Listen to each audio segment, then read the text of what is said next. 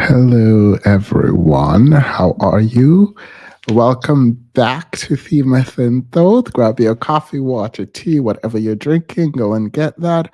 Um, for those who were in that last premiere, thank you so much. I know it's really late. Well, it's 9:40 p.m. now, but I know this was later than normal. But I did tell you all that when I came back.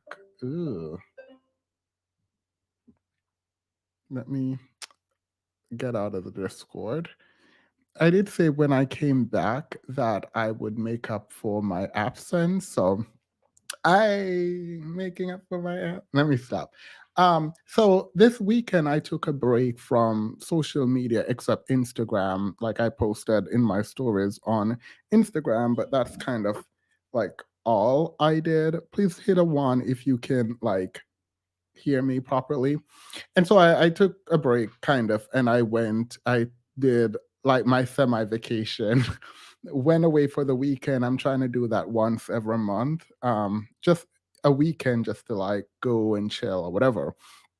And so it was nice. It was a nice break. But tell me why I came back and my Discord and social media is in shambles because this lady dropped what is it, a 56 part series of like a man she's dating, um and how he's a pathological liar, and apparently he responded at some point. um Sadly, there are parts of the story that I already know, because I watched um, clips here and there in my Discord, and I also have discussed part of it in my Discord, but I haven't heard the full story. Someone said it's 51 parts. Thank you. And so I've not heard the full story. I think I know generally what everything is about because I kind of, in the last day since I've been back, kind of figuring out what's happening. So, like, that's why it is bizarre. So, I haven't seen the full video. Yanni posted it, and I watched like a random part in part two. And so I decided, let me stop and let's start from the beginning. This is in a lot of ways a kind of reaction. I will be pausing, so I apologize. I'm assuming everyone already know the story. Don't know the man's name, don't know his pseudonym, don't know the lady's name. I know nothing outside of this woman married this man who lied to her. Um, yeah, and some kind of I think there was a point at which she lost the pregnancy, a miscarriage. So that's kind of what I know. And something about a twin. Something about a twin. So I was told, based on like the vetting situation, I needed to watch it because of my discussion around vetting. So here we go. I don't know what to expect. No, I do know what to expect. So let's watch it together. And we will pause and talk and whatever. If people like this, might do this for a while because I actually want to rest and see what's happening. Let me get some water, some hydration. All right, welcome everyone to Themis and Thought. Hey, Monique, welcome. Well, I don't know why everyone is up late, but thank y'all. Rose, welcome, welcome, welcome, welcome. All right, let me run the intro, come back, and we'll watch it together because I am stressed already.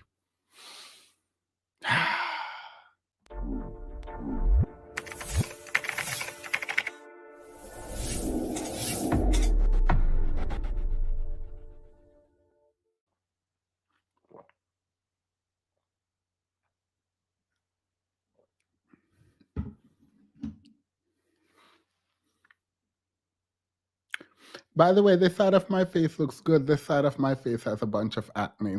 And that's what happens when you rent a hotel room and you lay on that side of your face. And now it's broken out, and I did not bring my whatever. Y'all don't care. Let's get into it.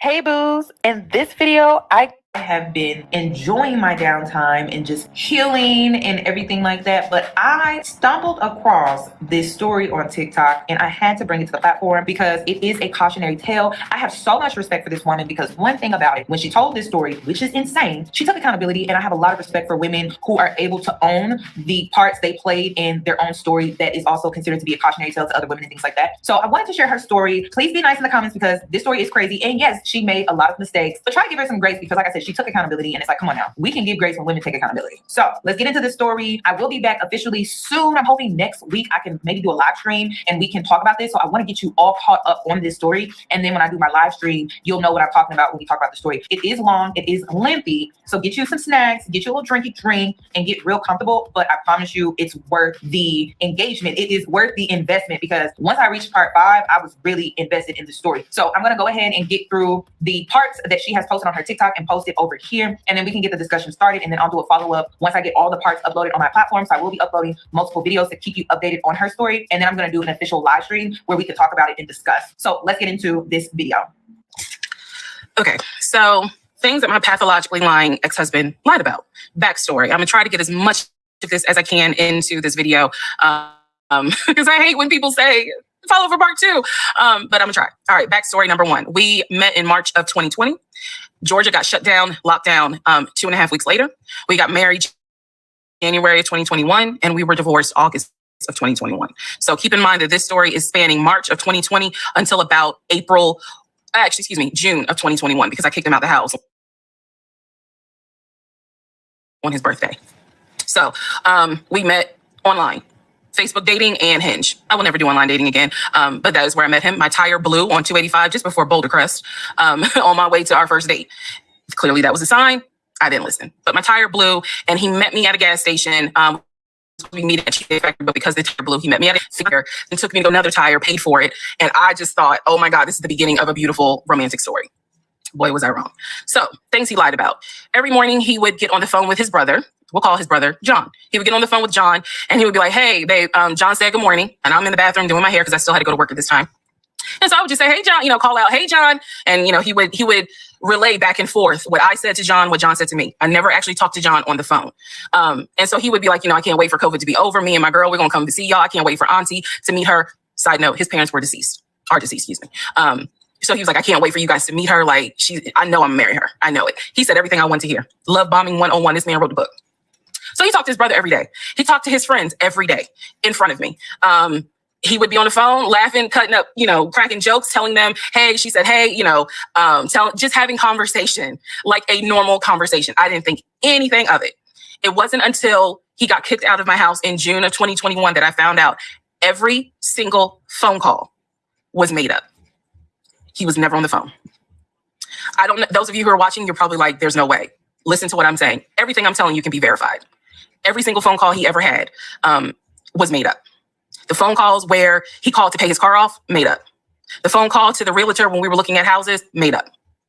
The phone call to the bank for them to release the money for the house that he signed his name for, made up.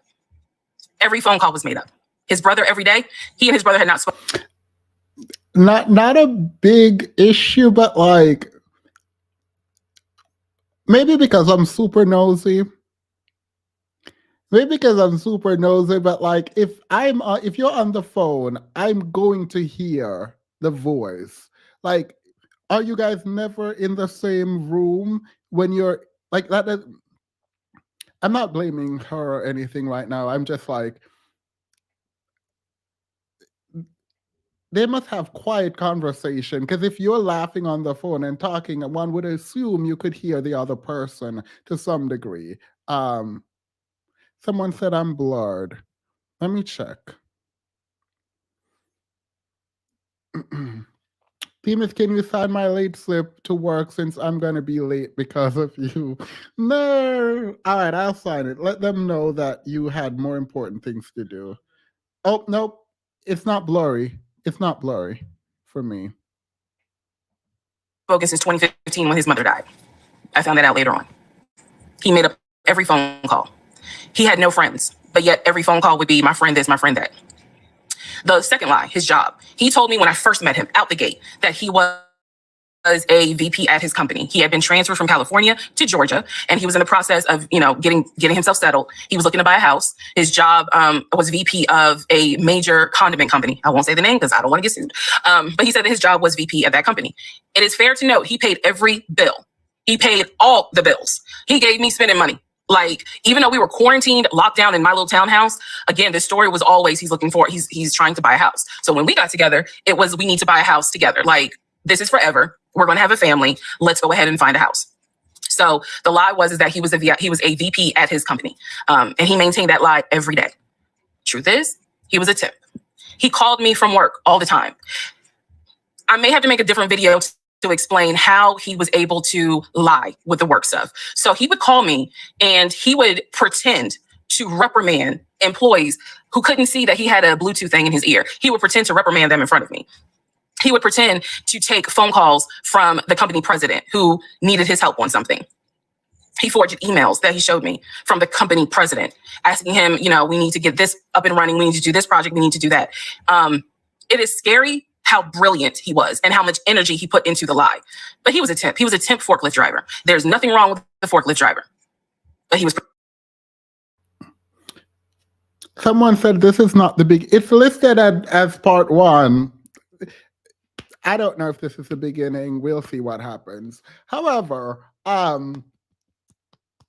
this seems like a lot of work, and a person who can put this all together and orchestrate things like this, I think they're really intelligent people.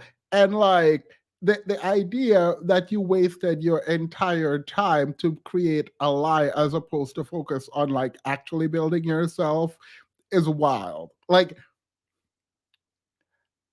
how are you going to make up a phone call reprimanding someone so your girlfriend can hear? Sorry, this is not funny. This is really sad. This is like really sad. Sorry, this is really sad. Can you imagine security watching him on girl? You make up a whole interaction. You make up Pretending to be a VP. Third lie, housing. He told me he was looking to buy a house. We got together and we started looking at houses. I found a beautiful 5-bedroom, 6-bath house in Smyrna, Georgia that was gorgeous. It was brand new construction build, and I love the house. The house was listed for $699,000. He showed me paperwork from Chase Bank saying that he was approved for a mortgage for $750,000. Yeah.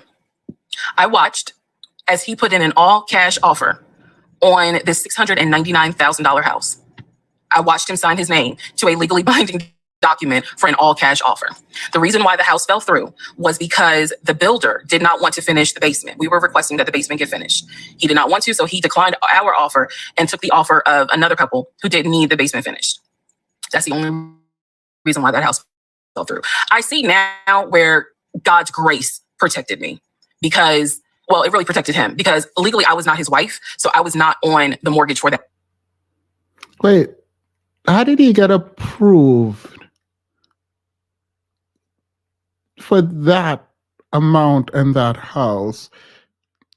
Wait, you all said they clear it up. Like she clears all of this up. So this is like the summary of what is happening. Can you imagine security watching him like, girl? I don't understand. I don't understand this. I never understand the choice to choose the genocide. Why? Like I don't get it. I don't get why you would not just. All right, y'all said keep watching. I'm barely believing this story because I don't see how you could get approved for a loan for a mortgage. Like that don't make sense. This don't make sense. Like no. Bad home. So third lie had to do with housing. Fourth lie had to do with a baby. So I got pregnant, lost the baby. I was sad at the time. I am not anymore. But lost the baby, had to have a D&C. When I was in the hospital, the doctor called him to let him know, she'll be discharged because again, this is COVID. So you could not go in the hospital at the time when I had the surgery. So the doctor called him and said, she's going to be released in an hour and a half. He pretended to be his own executive assistant. And so he said, Mr. James is in a board meeting, but I'm his executive assistant. David, how can I help you? you can let me know what's going on. Obviously, the doctor wouldn't do that. Oh, he made a cash offer. My bad. My bad. He made. How you gonna make a cash? You have to show proof. Like, you can't just make a cash offer though. You still have to show proof.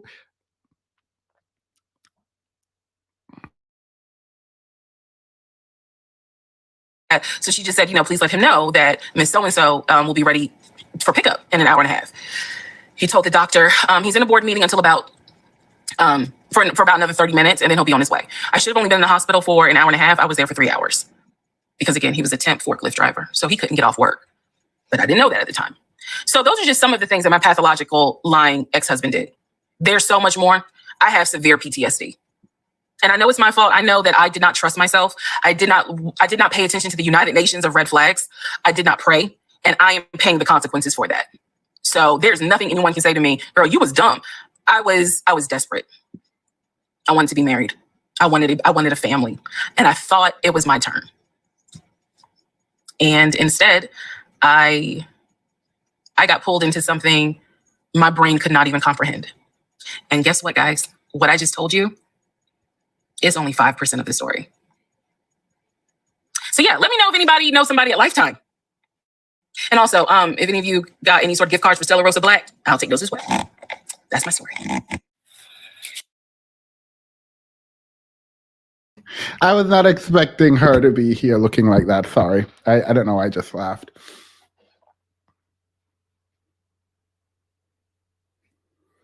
She's blaming herself in a way that I can completely understand and sympathize with.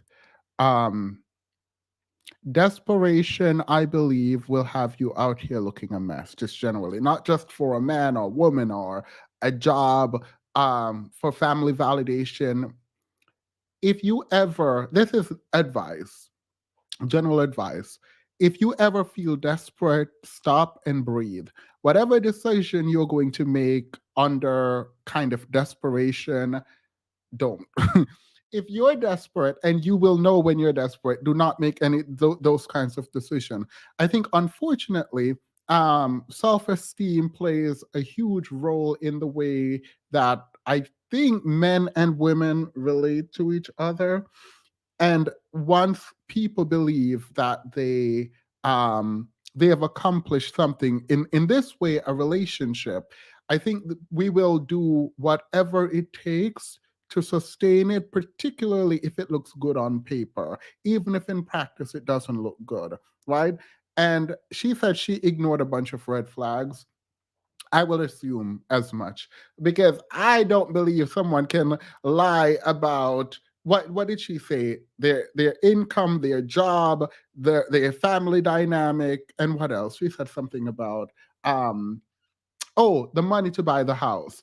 I don't know how you get past that, right?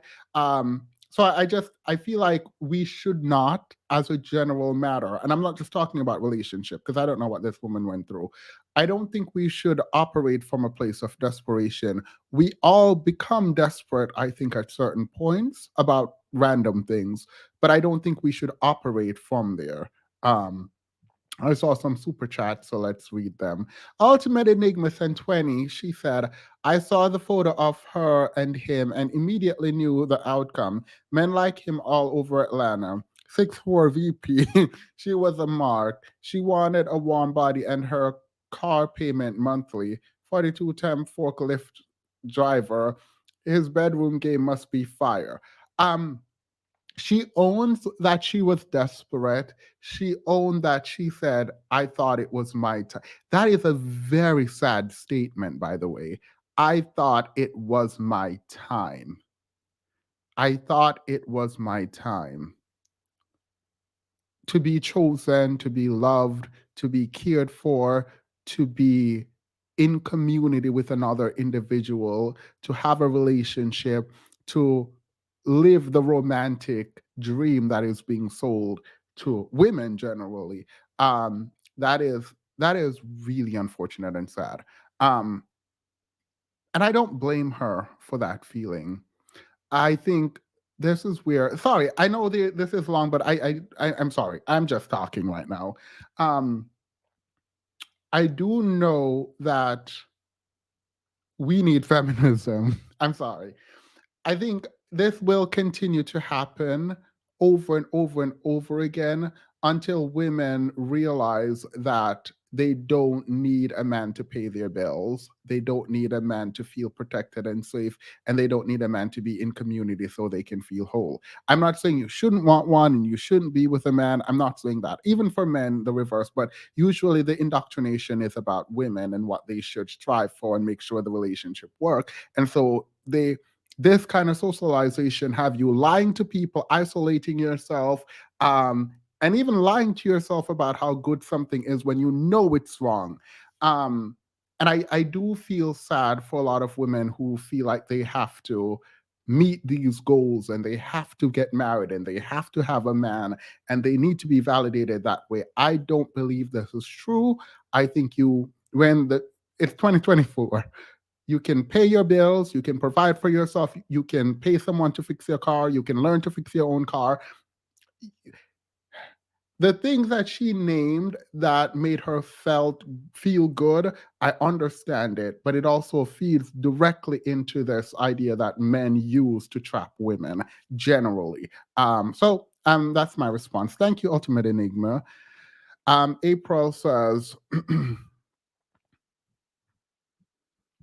I heard she made over 400K in donation and ad revenue. Period. Period. Let me go figure out what happened in my life so I can start telling a story. I love that for her. I love that because I was like, why are you online doing this for free? I love that for her. I hope she's being honest because it's not like I don't believe her, but this seems very fantastical. But yeah, this man was too committed. He proving if he wanted to, he could. Yeah, no, if he wanted to, he could. He could actually be the VP as opposed to pretending to be. I feel like it's much more difficult to pretend you're the VP than and manipulate and lie and do this or whatever. Buckle in, y'all. She answered all the missing pieces about what she knew and when. She's a living embodiment of what the Black community plus church prime Black woman to be. Wish her well for real. All right, let's continue. One more and then we'll go. Those lies seem like a warm blanket. Look. Hi, and welcome. We all know why you're here. You're here for part of the new series that I'm calling Who the Fuck Did I Marry? I'm going to create this playlist series, and I'm going to tell the story of how I met, dated, married, and divorced a real pathological liar.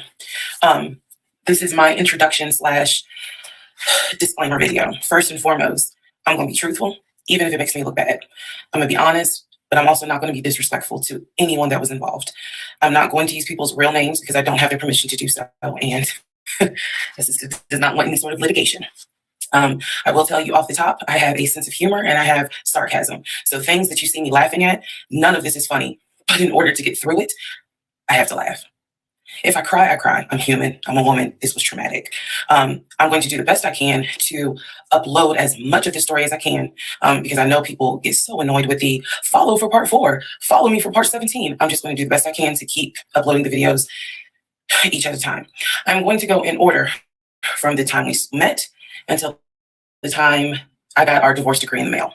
So that is a lot of time to cover. Please give me the grace to just get it out. It may not be all in one day. It may not be all in 2 days. But what I can tell you is even if you don't necessarily see a video, I'm probably recording it and then I will upload it into the playlist titled, Who the Fuck Did I Marry? What else do I need to cover ahead of time? Because I feel like this video is important to give some sort of context. So that way when people jump into the series, they kind of can figure out, oh, let me start at the introduction video and then work my way through. A lot of the questions that you all have sent me will be answered when I start and tell the story in order.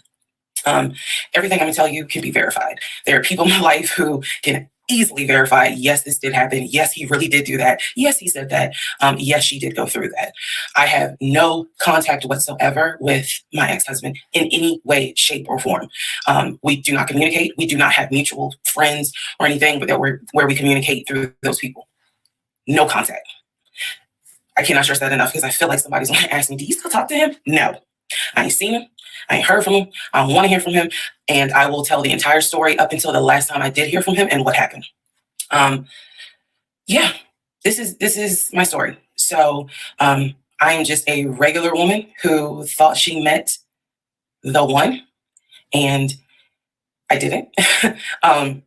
Most people have never came in contact with a pathological liar. We typically come in contact with like a compulsive liar. It is not the same.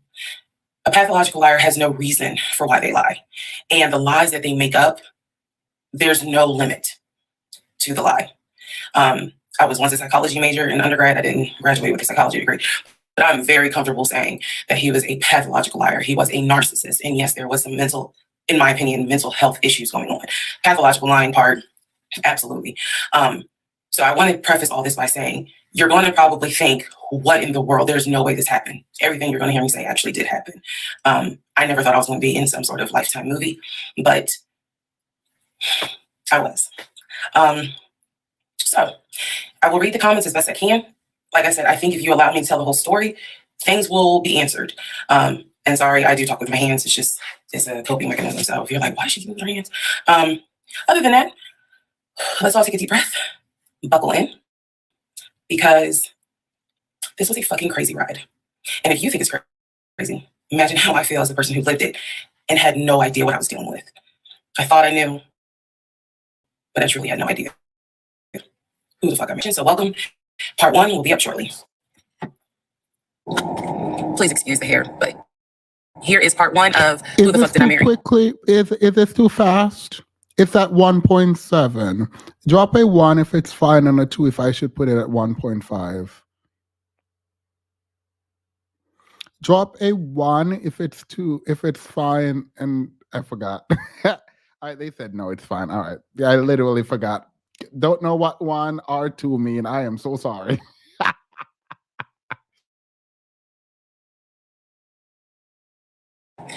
So I met my ex-husband around March 4th of 2020. We met on Facebook dating site, and we also matched on Hinge. I did not realize that he was on both under 2 different names. So one was his actual name, and the other one was a variation, like a nickname that he called himself. Different pictures. So it was a running joke between us. Oh, you ain't even recognize that you had matched with me on Hinge. No, I didn't. And also that should have been a red flag. By the way, you will notice in this story, I called it the United Nations of red flags. It is so many red flags that, I mean, you would have thought I was colorblind because I ignored all of them. So anyway, back to the story. We met around March 4th. We exchanged phone numbers. He called me and we talked on the phone for the first time. In the first phone call, he told me that he had just moved to Georgia from California from San Diego. His job had transferred him because he was being transferred in as the new regional manager for a major condiment company that is based here in Georgia. I'm not going to say the name. And so we also talked about his childhood. He told me he grew up in Philly. He's from Philly. Both of his parents were deceased. This is the first phone call. Both of his parents were deceased. His father was a Philadelphia police officer. His mom was a teacher. He also told me he briefly lived in Augusta with his family. He had 2 brothers and 2 sisters. He also had 2 half-brothers on his dad's side. First phone call. So I'm just giving you guys the backstory. This was the first phone call we had. So we talked about family. We talked about friends. We talked about our jobs. At the time, I was working at Georgia State Patrol. And he knew this, and he just thought that was like, wow, so you work with troopers all day. Yes, I did. Also in that phone call, he explained to me that he used to play football. He explained that he used to play arena football. I know nothing about arena football. I know about NFL, I know about college, go Dogs, but I don't know anything about arena football. So he explained to me that he used to play arena football. He used to work at Apple in the off season of arena football. And I remember thinking on that phone call, oh, okay, like good for you. I don't know anything about arena football. And I believe I did tell him that I don't know anything about arena football. That'll come into play later on. So he told me, I just moved here. My job is paying for my housing and they're helping me to look for a house. He was like, right now I'm in Gwinnett County, but I'm trying to look for a house, ideally in Atlanta, like Brookhaven, Sandy Springs. He was like, I really would like to move out there. And so I thought, that's great. You're looking to get a house. You just moved here. He was like, I don't really know too many people here because I spend all my time at work and, this job is really demanding. So that was our first phone call. We talked more. He talked a lot, which took me by surprise because I'm not really used to men talking more than me. He eventually asked me out on a date. Our first date was set for Saturday, March 7th 2020. He asked me what was my favorite restaurant. I said Cheesecake Factory. And so we agreed to go out at the Cheesecake Factory in a location that was in between. I lived in Clayton County at the time. He lived in Gwinnett County. I realized that if you don't know anything about Metro Atlanta, that makes no sense. But basically, we lived about 45 minutes apart. So we agreed to meet at the Cheesecake Factory over at Perimeter Mall, which is in an area, Sandy Springs, Dunwoody area. I was excited. Like, I called my friends and was like, I got a date, blah, blah, blah. We'll see how it goes. First conversation was good. Hopefully he looks like his pictures, because, that's always an issue with online dating. Hopefully he looks like his pictures. So on my way to our date, I took 285, and literally right before I got to Boulder Crest, the exit for Boulder Crest, I heard a boom, and I lost control of my car. Thank God that not thank God, but I knew what to do. So I did not crash, but my tire blew out. So I called him and I said, hey, I'm so sorry, but my tire just blew on 285. I'm slowly making my way off the exit. I believe I pulled into a Chevron gas station, and I said, I got to get this fixed. I don't know what to do. Like, I'm a damsel in distress kind of thing. He kind of paused. He got quiet, and he was like, tell me exactly where you are. Drop your pin. So I dropped the pin, and he came to the gas station. Got out the car, and I was so relieved that he actually looked like his pictures that I was like, oh my God, he's actually attractive, because he's like 6'4", 6'5". Also, man, I apologize. So let me go back to the first conversation. Let me add something. He did tell me in the first phone call that he was divorced, and that his ex-wife, she had 2 children, a boy and a girl, who were teenagers, young adults. I think the girl was about 20, and he said that he had a very close relationship with his stepkids, but that he and his ex-wife had divorced because she cheated on him out in California, and so coming to Georgia was a new beginning for him. She was still out in California. The kids were still out in California, and so. He was like, I can't stand her, but I still want to be in the kids' lives. I have to put that in there because that will come back later. So this is just setting the stage. Again, that first conversation we talked about family, job, friends, how he ended up in Georgia, me being in Georgia, the things that, I would think people talk about in the first conversation. All right, now back to the tire blew out. So he shows up to the gas station. He changes my tire, which I just thought was the sexiest thing in the world. And then he proceeds to say, hey, I found a tire place around the corner. You need to get another tire. Like, you can't drive on this donut. So he followed me to... Sorry, someone said there was an echo. That's because my mic. I did not mute my mic. I will mute it. Sorry, I'll mute it.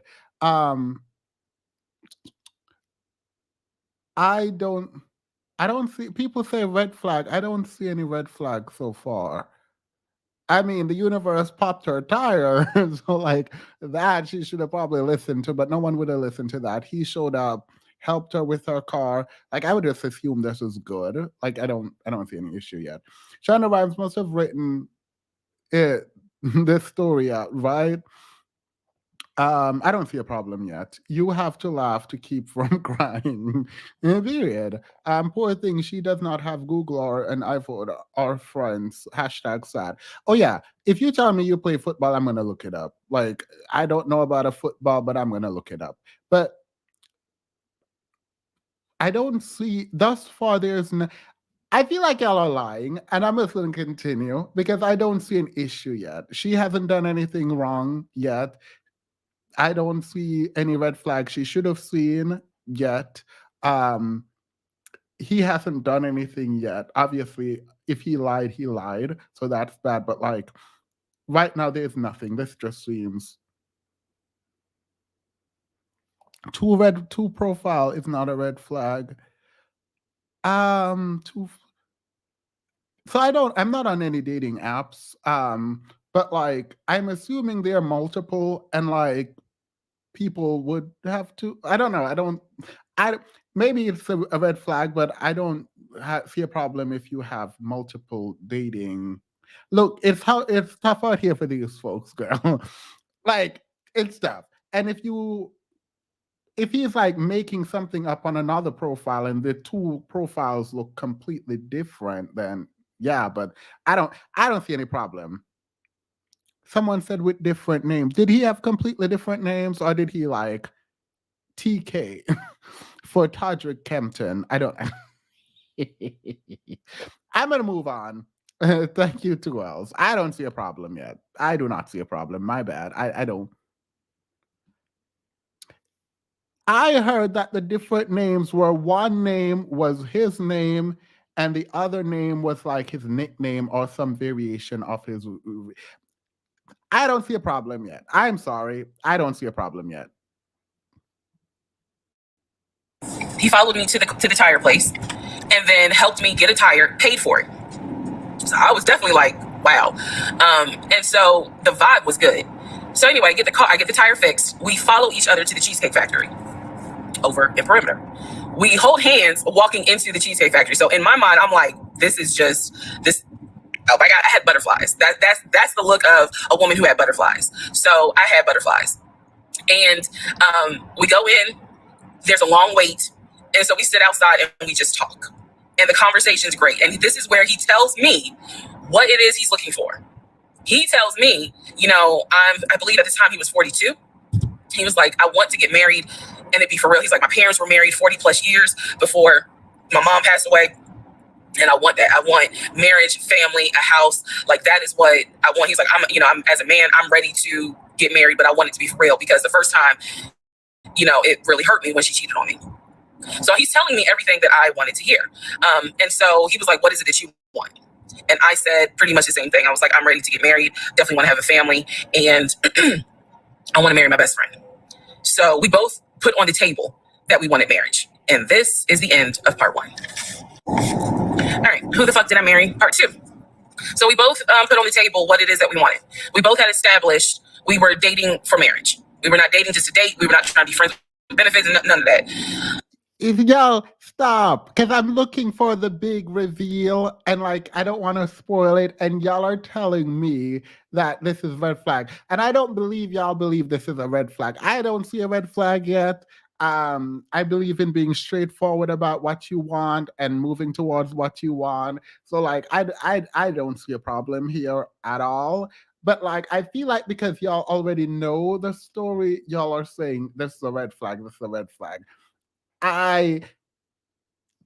From the dating up until from the talking on the Facebook, they said until meeting at Cheesecake Factory, I don't see an issue. So I'll keep saying red flag and I don't see it. So maybe I'm blind, girl. Don't listen to me. She's about to do something real wrong at the 2-week mark, the period. The Lord was dropping signs. So the dinner at Cheesecake Factory went really well. We laughed, we joked, we talked about people, which is kind of up my alley, my sense of humor. It was a good vibe. So at the end of the date, at the end of dinner, we sat in his car and he played this song for me by John Legend. I don't know the name of the song by the time this video posts, I will put the name at the bottom. I can't remember the song. I just remember that John Legend was talking about, I think I met my wife tonight. And I thought it was a sign. So I was like, oh my God. So anyway, we ended up sitting in the car talking just about life and experiences until about midnight. So during this conversation, he again is telling me how it was, what it was like living in California, how he went out there, he went to San Diego State, he played football for San Diego State. He talked about how, life, he loved it out there, so he stayed. That's when he joined the company.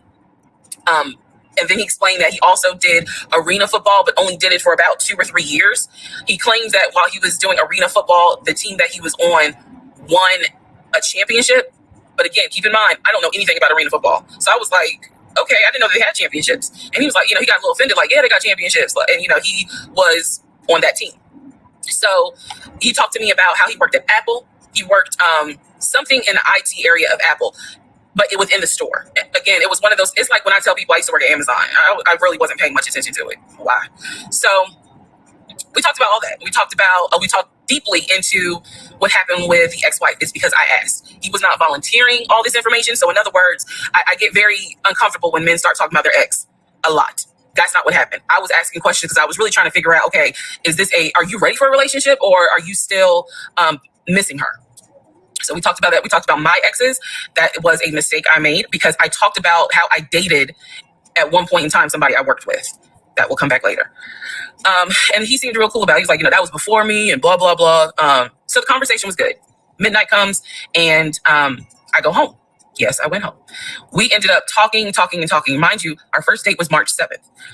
And within about 2.5 weeks, Brian Kemp, our governor, shut Georgia down. We were going to be on lockdown. So during those 2.5 weeks, we talked every day. We went out again at Red Lobster. I remember Red Lobster. But everything was going great. The issue was, where are we going to quarantine? So the question was, are we going to quarantine at his place, which he had like a studio type of situation? Like, it clearly, where he was staying, I was like, it's like a studio apartment, but he kept telling me like, this is temporary because I'm looking for a house. Like, he showed me the email from a woman who worked at the company where she was out on maternity leave, but she was putting him in contact with a realtor to help him find a townhome or a single family house. So I was just like, okay, this is definitely temporary. Like, he's not. Lady, I am not about to skip over. Wait, someone said I heard 2 weeks. I heard 2 weeks. So someone's saying 2 months in. I heard 2 weeks in, Brian Kemp shut down Georgia, and we were trying to figure out where we're going to quarantine together. What do you mean? Who gonna quarantine where? Why? These landlord-tenant rules are there for a reason. After 2 weeks, what do you mean we gonna quarantine together?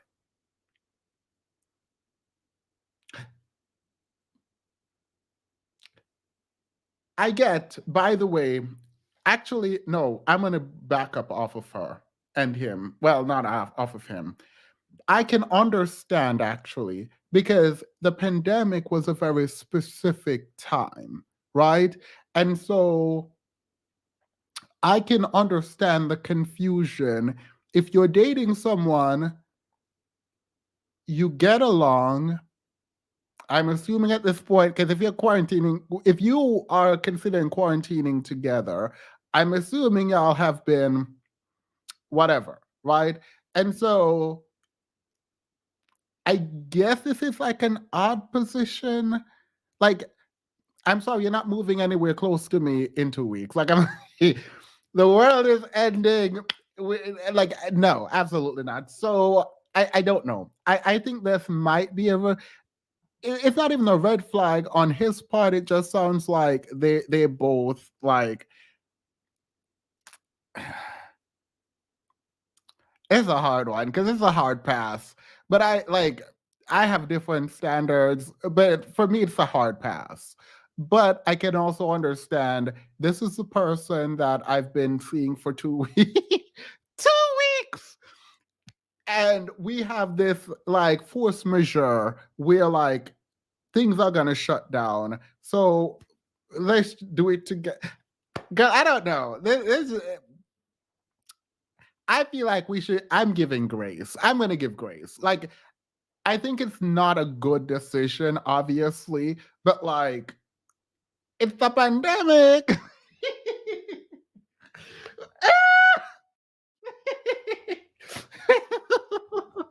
Sorry, I don't know what to do with this. Look, I feel like y'all are lying. I know me, and I like my space. So because I like my space, it's going to be a no. Like, it's just going to be a no. Like, no, absolutely not. I will wear a mask. You wear a mask. We meet when we can meet. It is what it is. You're not moving in, and I'm not moving in there. Like, that's not going to happen. Like, girl, absolutely not. But I do recognize that this is not the truth for a lot of people, and a lot of people are lying, and they would do the same thing. That's my belief. I've seen things happen. I don't believe people talking about, oh my God, a red flag. I would not let him move in. It's a pandemic. People are coming in. I don't know what's happening.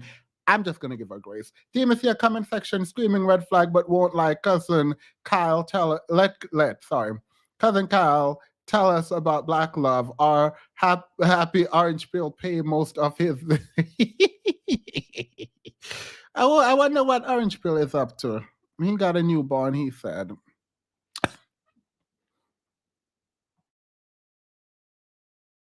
Trying to stay here long term. And she was apologizing in the email. I'm so sorry, this should have been taken care of before you got here, but it wasn't. I saw the email. I read it. I read the email.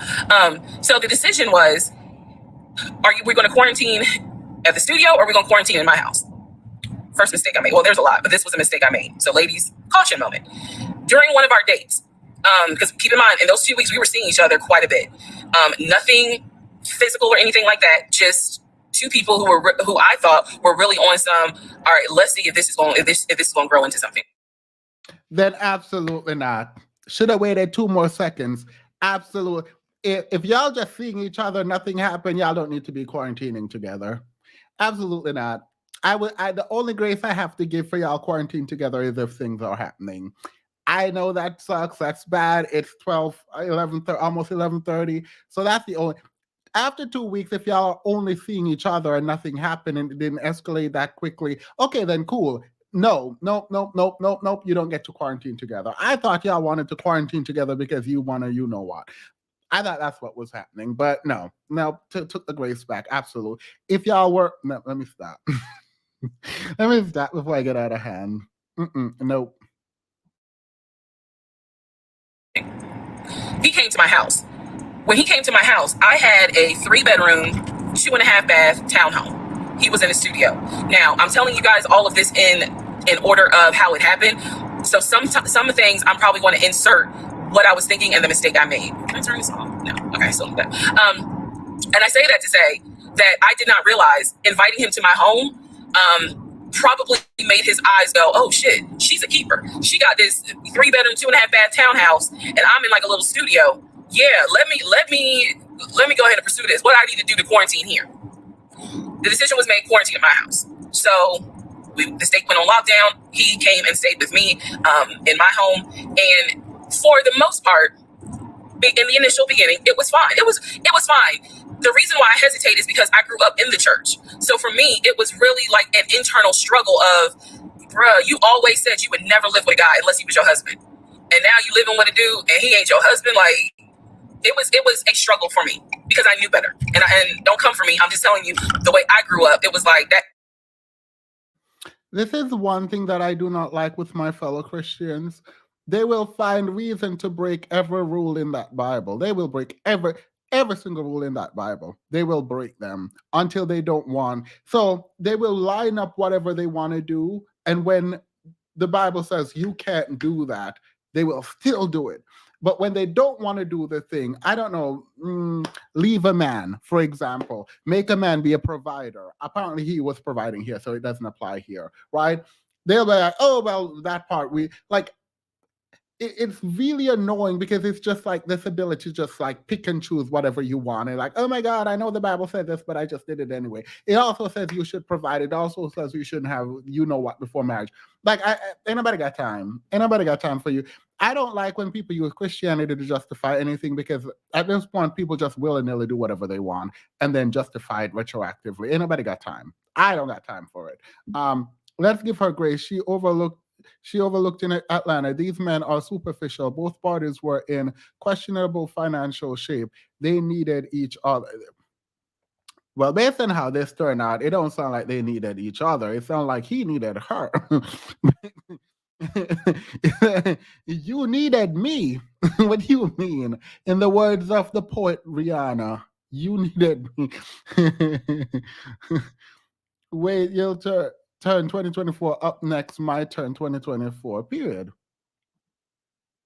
It was not sitting right with me, but at the same time, I didn't want to quarantine by myself. I did not want to. So there we go. So he moved in. We talked about the bills. Let me clear something up that I said in the other video where I said he paid all the bills. He paid all the household bills. He did not pay my car payment, my cell phone, or my car insurance. He paid the rent because my rent at the time was less than $1,000. He paid the utility bills. And so when he's telling me that he's a regional manager, I was like, wow, okay, so you got money. And so he paid all the household bills. And my check really was just taking care of me, myself, and I. And I am not, this is where it's not going to make me look good, but it's the truth. It was intoxicating to not have to worry financially about how to pay the bill. Sorry, where they have 3-bedroom apartments for under $1,000. Girl, where they do that at? Let me know. And are these places for sale? Okay. Girl, let me.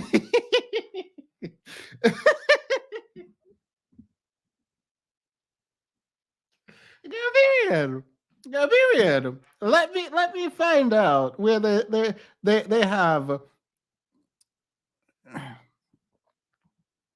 bills. It was a wonderful feeling. And so I kind of pushed to the side the fact that, yeah, you shacking up, because it's like, but your paycheck, you don't have to worry right now. Like, he's taking care of all of April's bills before April even comes, because this was still March. So we're living together, and I'm cooking, I'm cleaning, he's helping to cook and clean, and then we have a conversation about house. Is he still going to buy a house just for him, or is he going to buy a house where it's for us? Because we are going to try to make this thing work, be official, get married, have a family.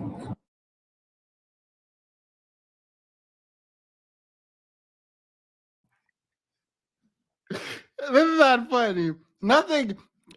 The moving in was wild, but like, you don't know. I don't know how far along this is, but y'all moved in together because of the pandemic after 2 weeks. The man has been looking for a house, and I'm not sure how far along y'all are at this point, but 2 weeks he's moved in. I don't know how far this is, but he said he's looking for a house, and you're asking if y'all gonna buy a house together. Girl, period. Period. You know how Insta romance happen in It's Romeo and Juliet. I saw you across the room, or whatever Taylor Swift said in that one song. Girl, period. Themis, you're looking well refreshed. It's giving faith, boy. I'm turning this side because this side is like a mess. I'm showing that to you. And I go for my next laser treatment this week. I'm doing laser hair removal here. Thank you, though. I appreciate that. I don't know why I just talk. I get nervous, so I just keep talking. Someone said Romeo and Juliet died. It is a tragedy. Isn't this a tragedy? I thought we all understood that this was a tragedy. I said what I said. Them high value talks has her giddy. I love it. Period. She said where you gonna buy our house? I need to know the timeline. Because you are quarantining together. And he's like, well, I'm in the mission to get my house. And you're like, oh, our house. Okay, period. Hook, line, and sinker. He has you. So the question now on the table is, what are we going to do? Because I didn't want to stay in Riverdale, Georgia. I did not want to raise a family there. I refused to have a baby in Clayton County. So the decision was made, let's start looking for a house for both of us. Remember, he was already looking for a house for him. But then he was like, you know what? We're together. I plan to marry you. Let's look for a family home for the two of us. He was like, this is how much I was approved for. That's when he showed me the Chase paperwork. It was a letter stating that and it had a Chase emblem at the top. He showed me a letter stating that he was approved for $700. All right, part 3. Who the fuck did I marry? So this is when he showed me a letter from Chase with the Chase logo at the top, stating that he had been approved for a mortgage for a $750,000 mortgage or $750,000 house. So he was like, we can't go over $750,000. And I said, I remember asking him, can you afford the mortgage on a $750,000 house? Because I know I can. This is when he explains to me, I told you how I played arena football. I invested my money really well. So he said, I have money that will help pay for the mortgage. He was like, we're good. Like, I'm financially, I am okay. He's like, that's why I'm able to get approved for a $750,000 mortgage. So he told me that his money was in different savings accounts. He said he had an account with Chase Bank, he had an account with US Bank, and he had an offshore account. This is what he told me. The offshore account, I was like, why? And he explained something about, the US, the US imposes taxes on money when you have a certain amount in US banks. He was like, so everybody knows that it's smart to have some money in an offshore account. Y'all. This right here is where the story should have ended. I'm sorry. I'm so sorry. Let me apologize in advance. I'm not.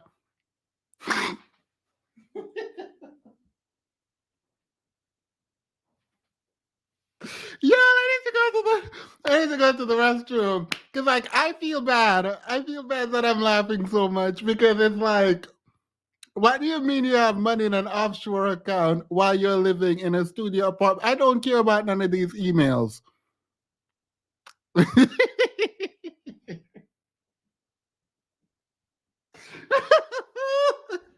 What?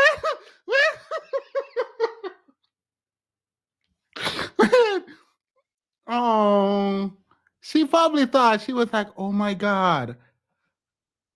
Limerence. Limerence. I think she probably was like, I'm projecting onto her in a way that I shouldn't. I think she thought, I can't believe this is happening to me. A ex-football player with investment and an offshore account where we're getting approved by the way, because they're not married yet, but she's saying for a $750,000 house in Georgia. Girl, period. Y'all gonna live in a mansion. It might have taken Sheree forever to get that house built, but y'all got this. I'm sorry. As soon as I hear offshore account, I would have been done. I'm sorry. I'm laughing because I'm like, I need to log into this offshore account. I need to see receipts of this offshore. I need to see the offshore account. I also need to see your investment portfolio because I just need it. Like I'm gonna need it. I'm gonna need to see because you're not gonna tell me about an offshore account and I'm just gonna be like, oh, okay, period. No. Receipts. So maybe he faked these receipts too. Let's hear. Don't forget, Kevin Samuels was ringing dust on the mic at that time. Oh, yeah. I get.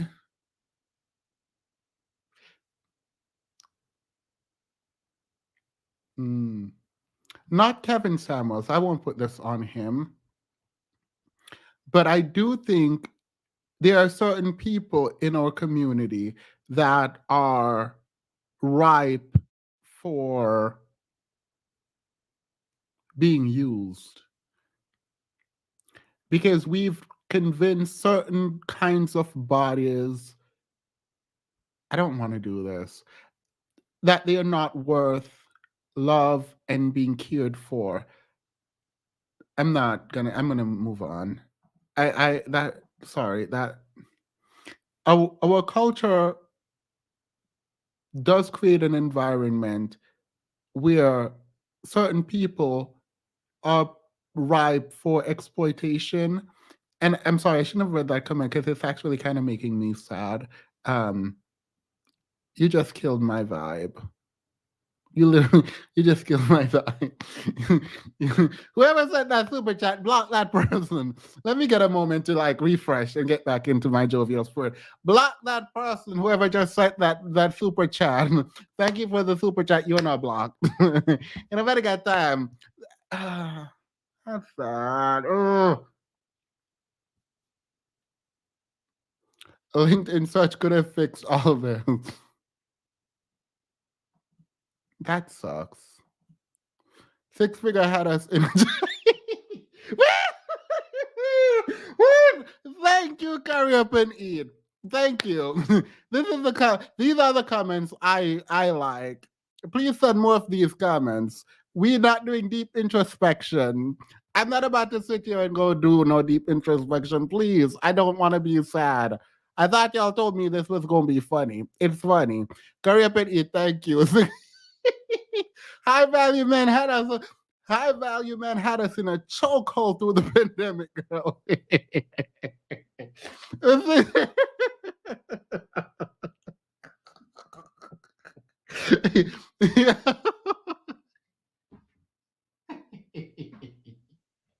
Yeah, someone give. Let me go get my other phone. Give me a second. I need to go get my other phone because I need to cash up, Curry Up and Eat. You need to be paid for your services. 1 second.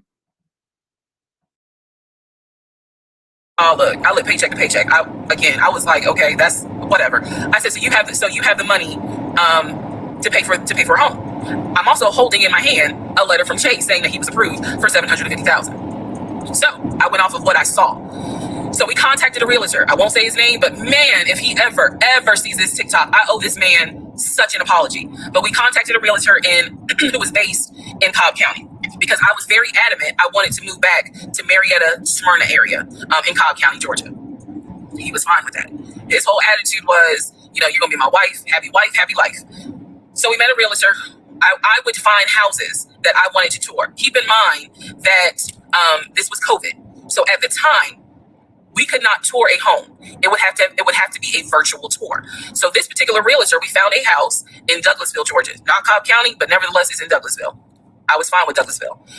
So we found a house in Douglasville, Georgia. The realtor did a FaceTime tour of the house. The house was a nice home. 5 bedrooms, 4 baths. So we did a FaceTime tour of the home, and the home was listed, I believe, for roughly 400 and something thousand. I really like the house. I could see myself living there. I could see us living there. I could see us with the kid there. This is now April, just for timeline purposes. This is April.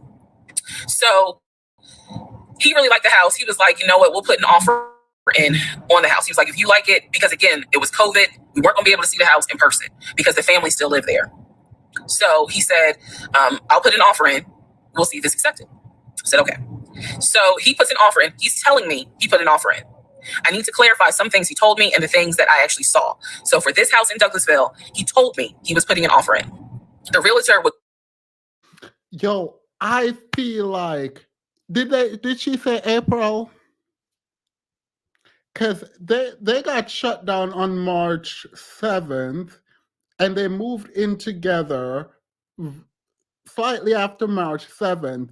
So in April, they're looking for homes to buy.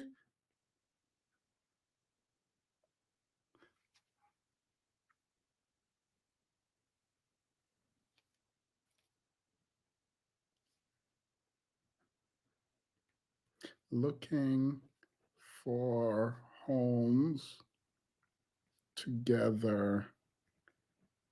All right. On a previous video, I said I don't believe in love bombing.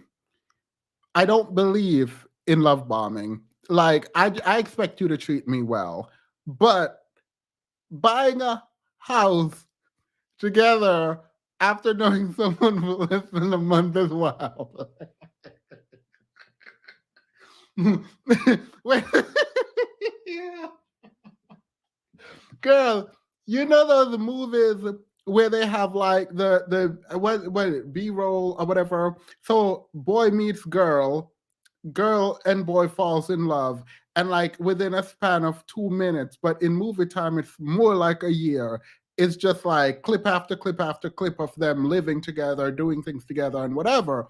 But we, the audience, kind of figure this does not actually mean it's like 2 minutes and they fall in love. It's over time. It feels like we didn't all get the memo, because like a month after meeting someone, y'all shopping for homes together, $700,000 home is wild. I'm sorry. I'm so sorry. Like, no. No,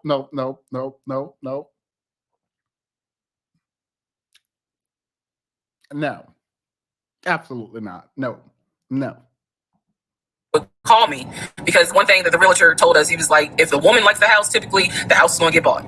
So he kind of dealt with me a bit more than he did my ex-husband. And again, this is April 2020. This is before we got married. So at the time, he was my boyfriend. So the realtor was calling me and was like, hey, you know, I put the offer in, and what they're asking for is proof of funds. And I did not know anything at this time about buying a house. So I was like, hey, you probably need to talk to him, because I'm not even listed on the mortgage. Like, from the paperwork I saw, it was only in his name. So he called him. I guess they talked. I was not there, but I'm assuming. All right. Are we going to give her props, though? I'm going to give her props here. I'm giving her props. At least her name wasn't on the mortgage. Girl, I don't know where this is going, but if he's been lying, at least her name wasn't. Good on you, girl. Good on you. The homosexuals are eating us up, ladies. Yo, six figures had y'all in a chokehold. Love is Blind does the same thing. Look. That they had talked. So the boyfriend is coming, my ex is coming home saying, yeah, I talked to so-and-so. I sent him over the paperwork. The offer was approved, and they are going to try to do a virtual closing. First, we got to do an inspection. If the inspection goes all well, then we have to do a virtual closing. He also told me that he put down earnest money on the home. He put down, I believe, $5,000. He said, I just transferred the money over to the realtor's account or whatever, so that it could be earnest money for the house. So I'm just like, okay, great. He was like, so realistically, this is April. We should be able to get in that house by June. Okay, no problem. So this is what he told me. About 3 or 4 days later, I get a phone call from the realtor, and the realtor is like, "Hey, I'm just checking to see what you guys want to do about that house." So I was confused. I'm at work, and I said, "Oh, I was told that he put an offer in," and the realtor was like, "He did? I didn't know that he put an offer in." And I said, "Well, why wouldn't you know? Like, he told me he put the offer in, and he had paid earnest money, $5,000 earnest money." And so the realtor was like, "Let me call him and find out what's going on with that, because I didn't know anything about it." So red flag, of course. So I call him, and he, in true narcissistic nature, he flips the script, and he like goes off. He's like cussing, going off, like he shouldn't. Excuse me, I have hiccups. He shouldn't be calling you. If he has a question, he should call me, because I'm the one that's on a mortgage. He was like, and now it's going to be an issue. And I said, well, did you put the offer in with him or not? And he said, no, I did not put the offer in with him. I put the offer in with a friend of mine who is a realtor, so I can give him the business. So I did not hear from that realtor again. So I was just like, is the house under contract or is it not? He was like, yes, the house is under contract. This is how crazy things work out. About 3 days later, on realtor.com, I'm looking at the house because I was trying to figure out in my mind how I'm gonna decorate. It shows the house is under contract. So show my boyfriend. My boyfriend's like, I told you it was under contract. He was like, did you not believe me? And I ain't had a heart to say, hell no, I didn't believe you. Like, it seemed too good to be true. But once I saw the house was under contract, I absolutely believe that, okay, it's under contract with him. Like, yeah, we're about to do inspection. We are about to move. And so we had driven by the house because, again, keep in mind. So I would say you could call and find out who it's under contract with, but there's a psychological game here where I can understand, actually, if you want to believe something so bad, but then you got this huge red flag through the realtor where, like, he's like, oh, I don't want to go with this realtor. Why are they calling you? I'm going with my friend. And then you put in it and you see that it's under contract. I can see that being a huge red flag and you thinking he lied. And then when you went and when he says, oh, I already put it in with another realtor, and when you look, it's under contract, I could see how that could make you feel more comfortable. And that you wouldn't try to inspect anymore because you feel bad for, like, if I were in her shoe, I would have felt bad for doubting him. And so I would probably not investigate further because it would be such a weird coincidence for when he told me that it is under contract, he put in an offer, and then when I look, it's under contract. If those things happen kind of simultaneously, I can understand. Now, to be clear, I would have been gone with the offshore account, so this would never have happened. But I can understand her, like, but you just know this man for a month. So let's back all the way up. Let's back.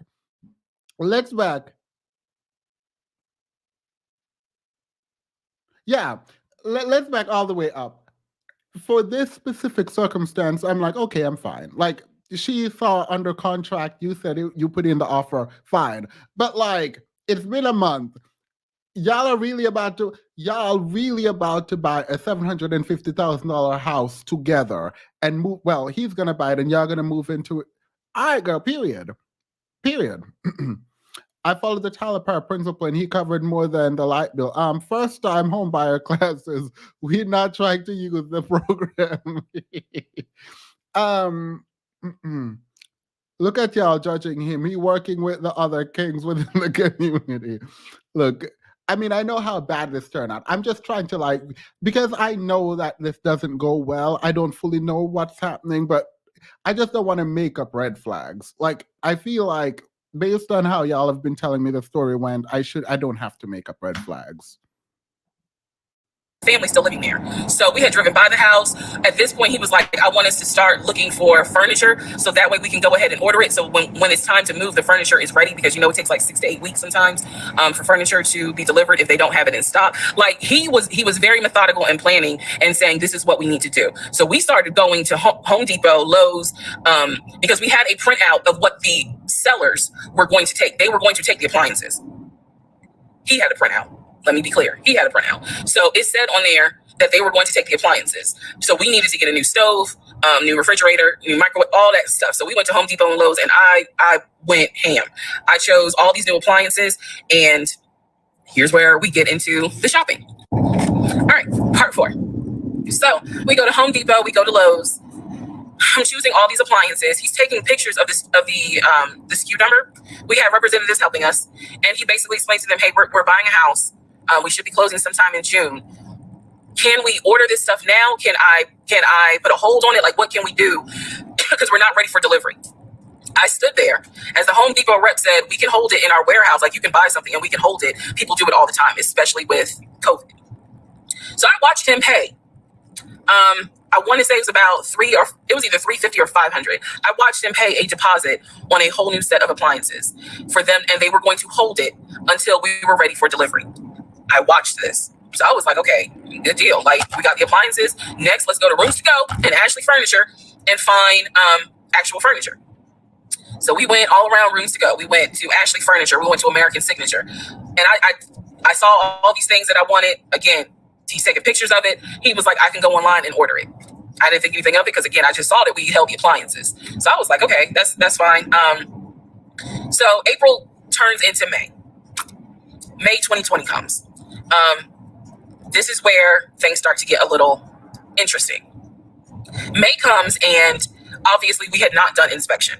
And I'm asking him all the time, what's the deal with the house? He was like, well, because of COVID, they're trying to get someone to do the inspection. But the guy that they had, it was always something. The guy they had caught COVID, so they're going to have to get somebody else. And he's like 15 houses backed up, so it'll be a while. So at this point in May, I know I look crazy. In this point in May of 2020, I started recording audio diaries. I don't know why. It was something just made me just start recording my thoughts in an audio diary, and I still have them.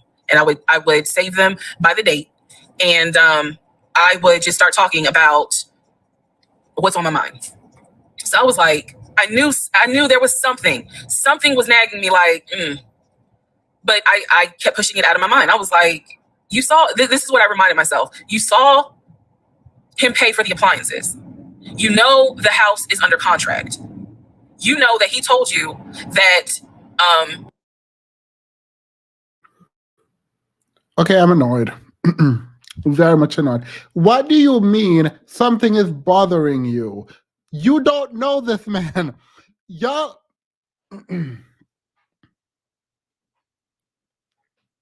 Grace, kindness. Grace and kindness. I'm not texting, I'm taking notes. You moved in with a man after 2 weeks. In a month's time, y'all are trying to buy a $750,000 house. Y'all don't know each other. This definitely isn't love. So, like, what do you mean something told you to record your thoughts? You better record your thoughts. Like, what do you mean? Like, if you're going to engage this way, I'm assuming you're cautiously engaging this way, because it's not even like it's too good to be true. It's weird. It is weird for 2 weeks after you meet someone for them to move in with you. Okay, the pandemic. I'll get it. Right? Y'all, okay, he's looking for a house. You input yourself in it, so we're both getting a house together, even though he's the one buying the house. Y'all are looking for appliances. Okay, it's all his money. All right, that's fine. Once it stays all his money, then fine. In my mind, the only way I'm justifying this is you are there helping him find his house, and because you think y'all are going to be together, then you might move into his house. That's how I'm going to justify it, because that's the one that makes most sense. Not y'all looking for a house together. All of that, I'm just going to scrap it in my mind, because it don't make no sense to me. So he was looking for a house. He moved in with you for the pandemic. He's still looking for a house, and you helped him look for a house. Because this we, us, me, marriage, love, whatever, it doesn't float for me. So I'm just going to move on. I know he woke up shocked every day. He was put out. He wasn't put out yet. It happens. A dude told me he got shot in the leg and had me calling hospitals all over town. But his mom later told me he got bit by a dog. At this point, she is the no. I think I'm being hard on her, but let me be clear something with one thing that I do recognize. When she claimed she was desperate and it was her time. I think with that, and her saying that, something about her saying it and owning it means that I don't think it has power over her, and it shouldn't. I think she was not careful. I think she was not very good about making sure she stick to her standards. I think she probably could have gotten out already. At the offshore accounts, I would have been gone. But I think when people show up in your life and they provide you with that which you believe is missing in your life, we tend to sort of give them more access than they should have. And I think this idea of love sometimes causes us to do things that are not always in our best interest. And while I'm going to joke and laugh a little bit, I don't blame her for someone mistreating her. I'm assuming the mistreatment is about to happen. So I don't blame her for someone mistreating her. I can't do that. I can't. She should have protected herself. I'm going to agree with that. But like, we could all protect ourselves a little more. We don't blame the car thief enough. We tend to blame the people and how they park their car. No. They are both red flags.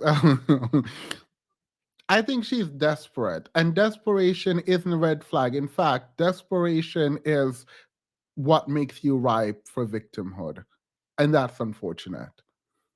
I think bad people see her and her need for love and use that, and I think we get insecure. Sorry, let me address the chat for a bit. I think we get insecure. And so I actually have compassion for the people who are mad at her. And the reason is, I think we are so disgusted by what she went through, and maybe even fearful that maybe something like that could happen to us. So we say it would never be me. Maybe we've gone through similar experiences, maybe not to this extent. And I think the revulsion comes from this connectivity. I say give her grace. I don't know. If I'm in love, girl, I don't know what I would do. I know you're not going to take my money. That's what I do know. I know that much. But I don't know what I would do. And thus far, she hasn't given him money. He's the one who put the house under contract. Why would, I remember saying to myself, why would he lie about that? This is so easy to verify. Why would he lie about that? Have you caught him in any other lie? And at the time, the answer was no. So I really was like, maybe you just aren't used to a guy who actually does what he's supposed to do. Like I was questioning myself and then answering my own questions. So inspection didn't happen. Around mid-May, I found out I was pregnant. May 2020. When I found out I was pregnant, he was ecstatic and I was like, oh shit. The reason why I was oh shit is because number one, I'm plus size. Number two, because of my age, I felt like it was probably gonna be a high risk pregnancy. And I wasn't married. And that nagged. I cannot tell y'all how much it nagged me. There was a lot of internal struggle in between. My family didn't even know that he had moved in at this point. I told them, that I was pregnant, went to the doctor, everything looked good. And that's the first red flag. That's the first red flag for me. You will move someone in your house and your family don't know. If you are hiding something this way, you know it's wrong. If you're hiding something this way, you know it's wrong. I'm not blaming her, by the way. There are things we all do that we don't want to tell. We don't want to tell our family, right? So, like, whatever. But this is the first big red flag. Ain't nobody moving in my house and my family don't know. Absolutely not. Georgia lockdown was March 23 till April 2020. Governor did this on purpose. Bars were open. We were spending stimulus money and not working. Oh yeah, and Georgia wasn't one of those strict states. Georgia was one of them states that said, "We don't believe in these masks. We don't believe in those."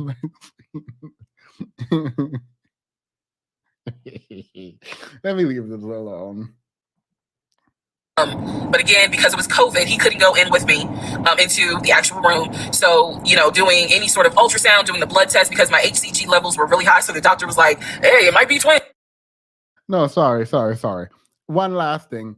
I went to Georgia like in the pandemic, I think, and I was floored. I just saw people walking around doing it just looked like a regular day. Where I'm coming from, everything is locked down. When I was in New York, you couldn't even go anywhere without the card to prove that you. Girl, I thought we were in the book of Revelation and the Antichrist was upon us. Like, I literally thought the world was coming to an end because, like, Mark of the Beast, all of that, I thought this was where we were.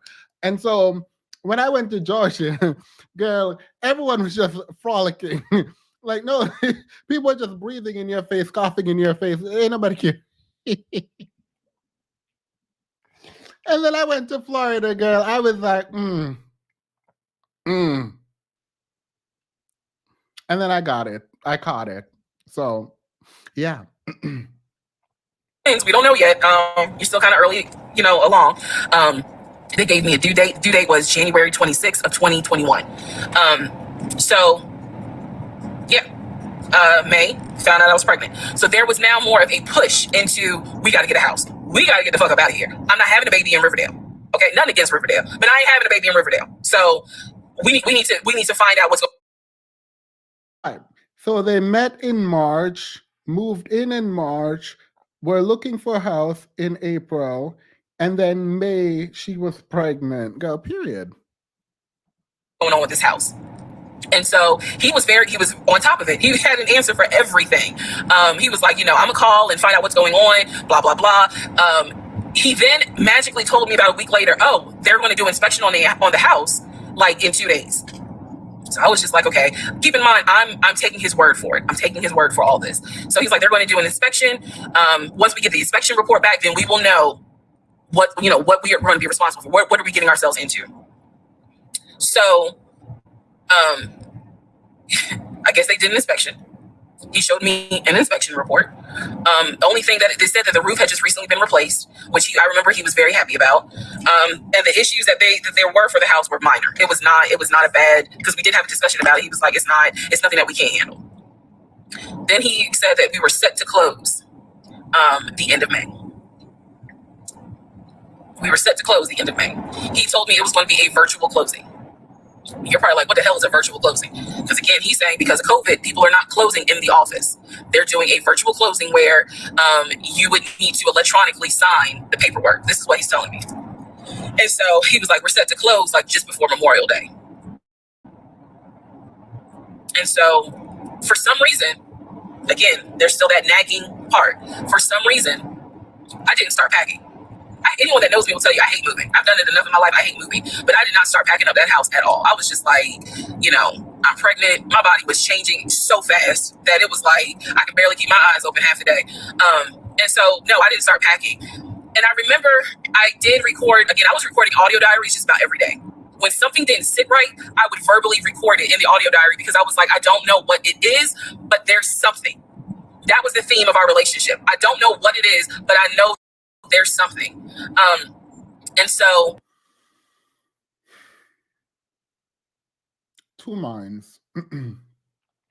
If I'm in a relationship and I feel loved and cared for and we're both in it together, anytime I have an issue, I'm going to talk. We're going to talk about it. If I'm in a relationship that is toxic and there's an issue, I'm going to record it. I'm going to write it down. I've never done this, by the way. And I'm going to collect my receipts. So it feels like she knew what kind of relationship we were. Sorry. It feels like she knew. I'm sorry. It feels like she knew what was up. It feels like you don't just start recording your relationship and become private and start going through your thoughts to make sure you're not being gaslit. Just because, like, you don't just do that. Like, that's something that you do specifically because you don't feel safe. That you want to remember what is happening. Like, you tracking this is important because in a healthy relationship, you would just go to your partner and talk. Well, I'm not in a relationship right now, but I assume you just go to your partner and talk. Anyway, let me move on. Ain't nobody care about that. I remember talking to myself in my little prayer closet, because that's where I would do my recordings. And I remember thinking, what if we don't get this house? Like, what if we don't what if he's lying? But again, there goes that thought process of why would he lie about this? Like, who makes up that they're buying a house when in fact they're not? And then he's showing you all this paperwork. Like, come on, you can't be that jaded that you don't even believe what's in front of you. All right. So now we're going to go into part 5. Okay, part 5. Who the fuck did I marry? So I'm questioning all this stuff in my head out loud on my audio diaries. And then once again, I'm like, but look at what he's giving you. Like, he's paying. It wasn't a question about money. It was just a question of, are we really about to move into this house? And keep in mind, he's paying all the household bills. He still is. So we're supposed to close before Memorial Day. We didn't. There was an excuse. There was always an excuse with him. Always an excuse. And I didn't know enough about the process to question stuff because I really wasn't involved the way I should have been. And it was giving me a lot of anxiety. So I'm pregnant with a lot of anxiety. And if I'm gonna be 100% honest with y'all, I was not expecting that I was probably going to have a healthy pregnancy because I was stressed. And what I was stressed about is I didn't know what was going on because I wasn't really involved the way that a normal relationship would be involved. Just being honest. So we did not close. We moved now into June. This is now going into June. Around June 5th, I looked at the house again on Realtor.com. I don't know what made me do it other than, and I don't mean to sound super spiritual. I know that people are like, you may or may not believe in God, but I'm telling you, I believe with all my heart. Probably the Holy Spirit was like, look at that house on Realtor.com. So I looked at the house on Realtor.com. This was around June 5th. It showed that the house was off the market. And I remember being like, okay, wait, what does that mean? What does that mean? Because ex-husband is telling me we're about to close on the house. We're about to close. It's our house. We got furniture, He's also telling me that he's been in contact with the realtor, his friend, who was telling him, this is what was happening next. Here's what's going on. So the guy that we initially worked with apparently is completely out of the picture. But again, I was not heavily involved. So I'm just like, let me look at the house. I see it's off market. What the fuck does off market mean? Like, now I'm really freaking out. So it shows the name of the real estate agent for the seller.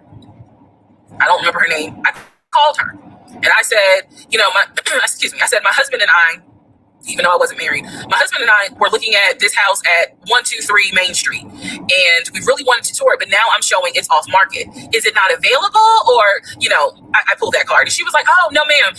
The home closed yesterday. It closed June 4th. Again, there are certain dates I just remember. And I said, oh, it closed June 4th? I was like, really? And she said, yes, ma'am. She was like, my sellers sold the house. And I was like, oh, man, okay. Well, I said, my husband and I really wanted, we love the pictures of it. And we're getting ready to start a family. So I would have loved to have been able to, have the opportunity to see it. I asked her something. I don't remember the specific question I asked her. And I know why I asked the question because I was anticipating that my boyfriend at the time was going to have some sort of excuse. So I asked her something about the buyers. And I remember, and somehow Again, forgive me, I don't remember the question I asked her, but the answer was that it was an older white couple. Older white couple. So I get off the phone with her, I record an audio diary, and in the audio diary, I specifically say, okay, there is no house. He's going to have to get out of this lie somehow. Because now I realize, at the very least, he was lying about him being the one who was under contract. I knew enough about that. So I was like, what, how is he going to get out of this? Again, I've listened to the audio diary in 2024. I literally said in that audio diary, how is he going to get? There is no house. He's going to lie. You knew. You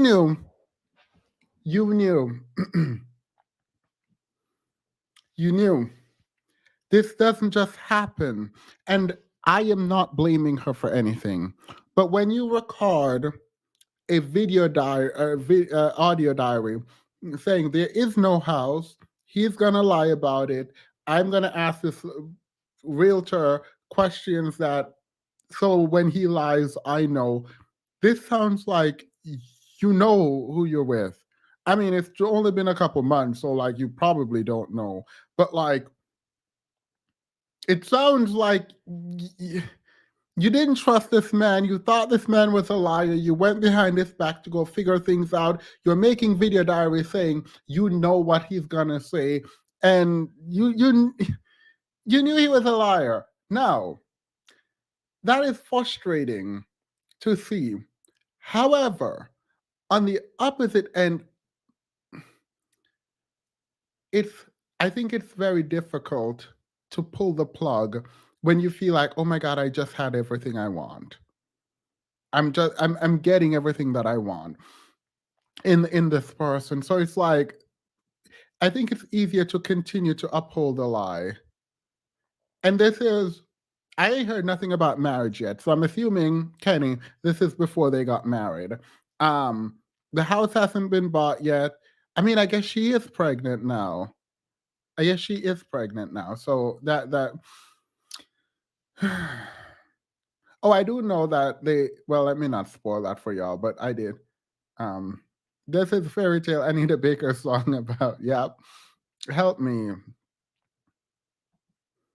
Yeah, I mean, I think it's one thing to say, because like there's a weird thing that's happening where she's like, at this point, I don't know him as a liar, right? But it feels like she already know at this point he was a liar, because she's making video diary saying he's about to lie.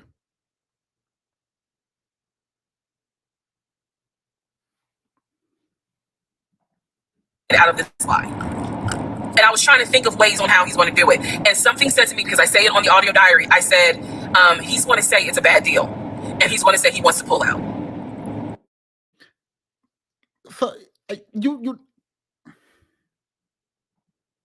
y'all keep in mind, I am pregnant. So I had a decision to make. As ugly as this decision was, I made the decision, you're about to have a baby with this man. He's paying all the household bills. Let him get out of the lie. And that's what I did. I purposely made the decision that I knew he was going to come back, and I knew he was going to give me some bullshit on why he couldn't buy the house, because he didn't know that I knew that house is already sold. The house is already sold. And this is the part where I said, I'm gonna be honest, even though it's gonna make me look. I believe her. I believe her. I believe her, and I appreciate her, and I like that she just said that. She's owning up to what she did, and I do like that a lot, because I'm sitting here annoyed because she's like, oh my God, she's gonna pretend like she didn't know. She's like, yeah, I knew he lied, and I'm allowing him to get out of it. Now, I don't like that she blamed. Whatever she blamed, but the idea that you did it for the child, I don't believe for a second. I do not believe for a second this had to do with the child. I don't. I think pregnant or not, she would have still done it. I think this was about her and wanting connection to him. That's my opinion.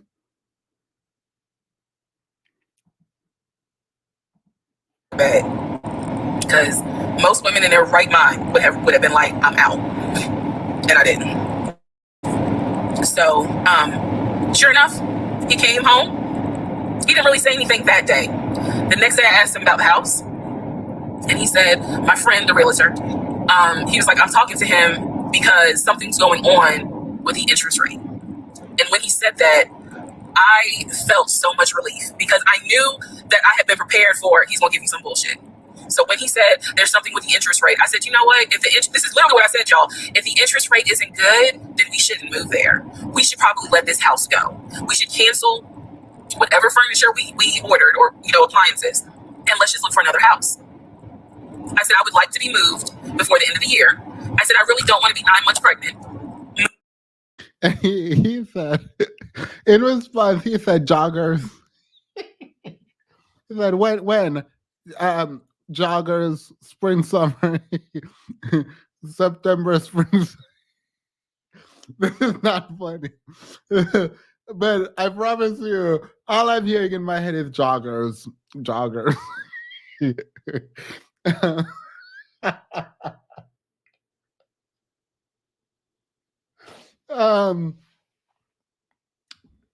This woman really sat there and gave this man an out. This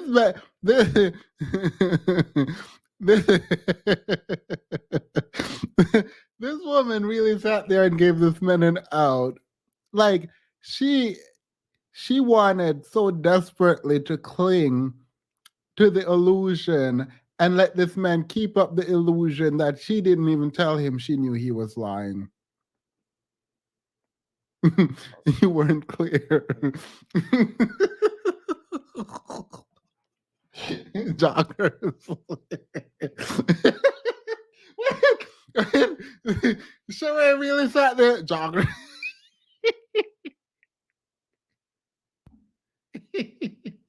I don't know why this is on my mind. Joggers. Joggers.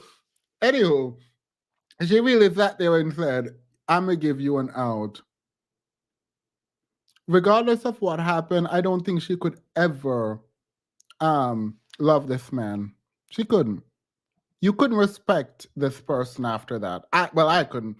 Look, if I gave you out, just end the relationship. Because, I won't respect you. I won't like you. I will always resent you. It will build. Because you're going to sit there and lie to me. No. She thought he was a catch and didn't want to let him go. Yeah. Lied to herself. Well, she didn't lie to herself. She lied to him. She was pregnant. Can you imagine a Christian woman being a single mom? I mean, a lot of them are. A lot of them decide to. Can you imagine a Christian woman doing that before marriage? They do it. And they, this is. It's sad because, the triggering for Christianity to justify staying is not okay. The Christianity should have probably been triggered before you made this man move in, before you did you know what. The Christianity should have been triggered before. So now when you're pregnant, you're like, okay, now I gotta stay. It feels, and this is not to you, Rebecca, it feels like people are using Christianity to excuse the decisions that they want to make. This is something I said in the beginning. It feels like people are just kind of trying to justify, because I don't believe if she was pregnant, she would let him go either. If she wasn't pregnant, she would let him go. That's just from my understanding of this person based on what she's telling me. The child is just an excuse right now. I mean, maybe after the child, because, sorry, I have to disclose this because I do know this. Someone said that she loses the child. That's sad. I don't I wouldn't say it's sad, but in the back of my mind, it doesn't. I'm not gonna get into this, but let me just say it's sad because that's what the right thing to say. Did she leave after the child? After that, because people are like, "Oh, the child, the child, the child." Did she leave after the child? Right after?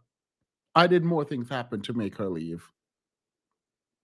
I don't believe this about no Christianity and child. She wanted that man and she decided to stay with that man. Which I'm not mad at that. Like, people do these things. And like, I'm not even mad at her, like blaming the child. Like, I'm not mad at any of that. I think we do the best we can and hope in a forgiving God. So like, period. But like, as someone reviewing this, I can't just like ignore the fact that like, I don't believe that the child is why she's there. The child wasn't there when you decide to move in with him in 2 weeks. The child wasn't there when you decided to sleep. The child wasn't there when you decided to. The child wasn't there when you decide. Like, you know what I mean? Like, I can't say it, but like, no. Moving into a house. I would like to be done with this before then. And the way I said it was so calm. And he was like, okay. He was like, I'm gonna call the realtor, and tell him I'm backing out of the house, and I'm gonna see if I can get my earnest money back. And I remember looking at him. I was standing in the kitchen, and I cocked my head to the side, and I said, okay, get your earnest money back, and let's find another house. And so, you know what's wild? When you tell one lie, like I'm okay with a lie. Like, I'm not okay with a lie. But it's weird to just sit there and have someone, particularly when you know it's a lie, build up on that lie. Like, in my mind, if I let me pick a name. Two L's. Two L's and I are married, and two L's came home and said, "Where were you?" I would just be like, I was out, and like, let's say I was cheating, right? Sorry, two L's. Let's say I was cheating. You asked me, where were you? I'm just gonna say I was out. If you say with doing what, I would say with my friends. If you ask me to explain anything further than that, I'm probably gonna be like, I don't want to talk about it. Like, I'm not gonna compound the lie. Like, it feels like I would never do this, by the way.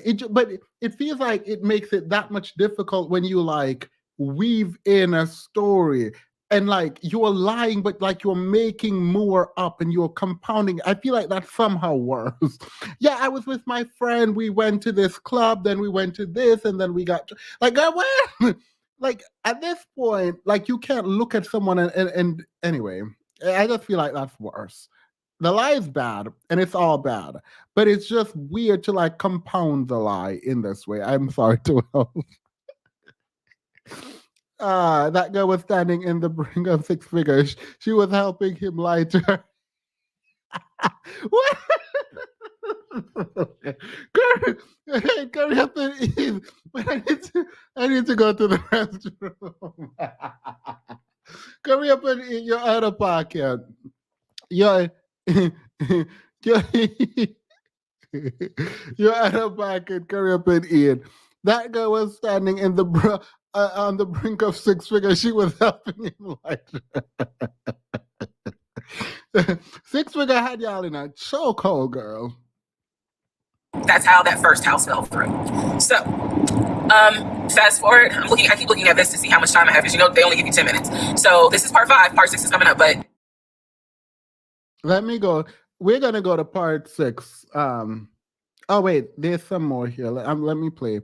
I helped my friend move and we got into a car crash. Then we spent 3 hours at the ER and the nurse picked up my phone when you call her name is Glitter. Yeah, girl, like.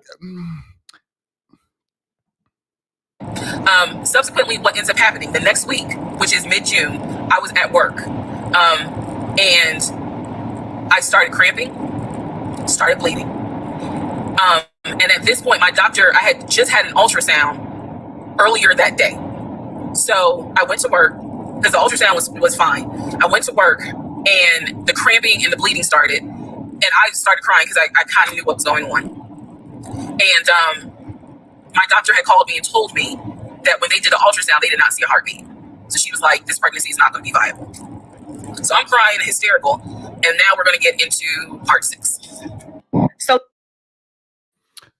you're covering everything, Themis. This is 5. Yeah, no. I'm not covering it. I'm covering everything, but I'm not covering everything today.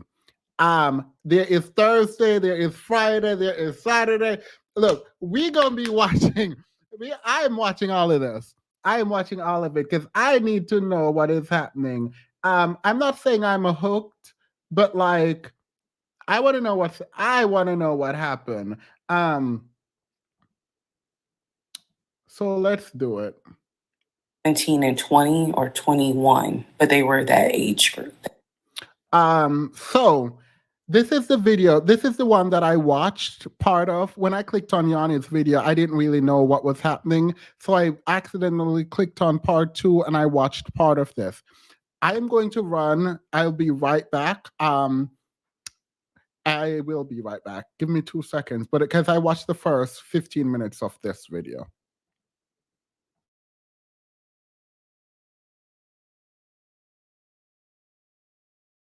Hey boos, in this video, I give commentary based on my opinion. Nothing is to be taken as factual.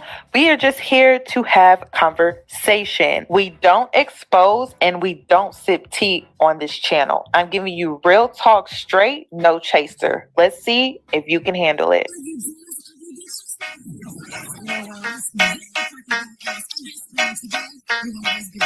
Cause I'm a boss. I haven't done anything for you to be proud of. Of course you have. You are marrying a man who can support you.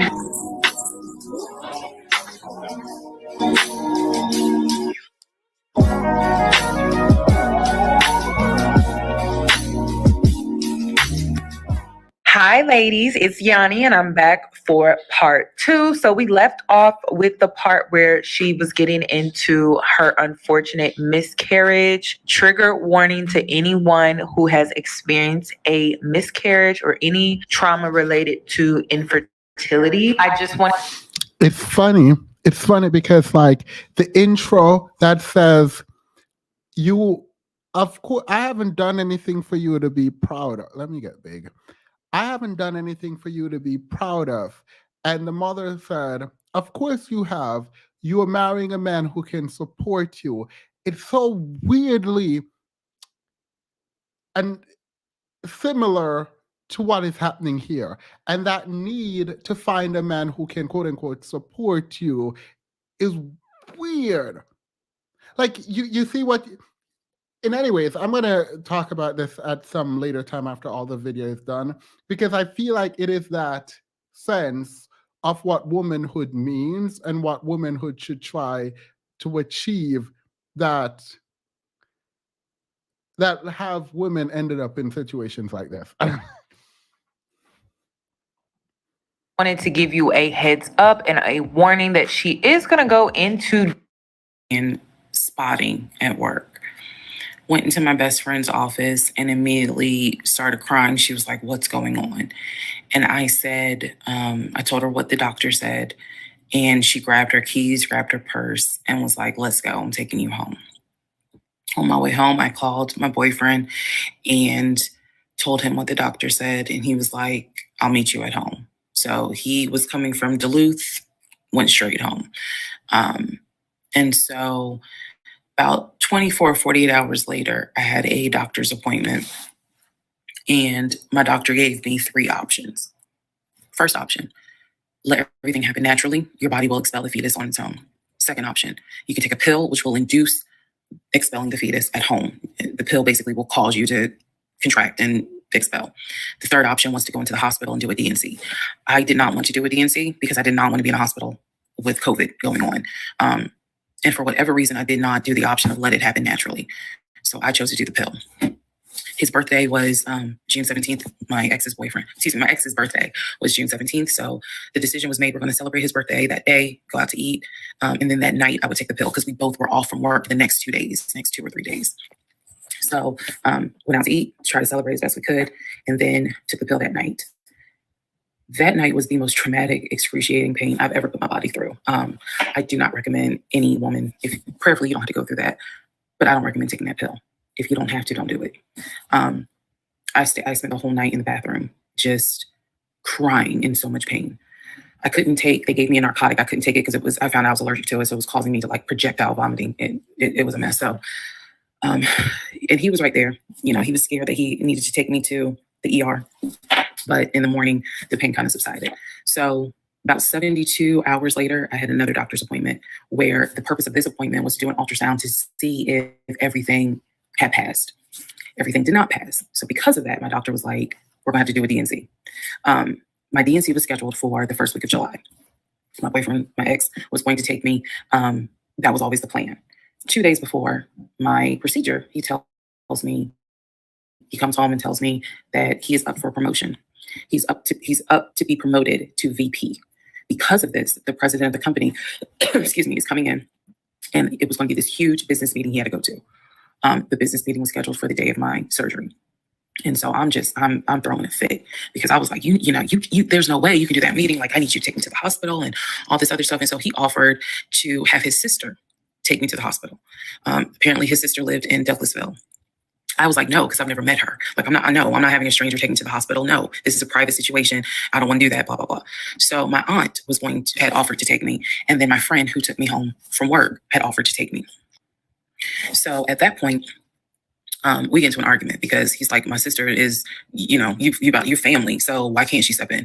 And I was like, no, because I don't know her, period. I don't know her. So my friend offers to take me to the hospital because I was all distressed that he's saying he has a business meeting and he can't take me. By the way, I have things to say. I will not speak on this portion of the video. I don't feel... I'm ignoring this part for my sake.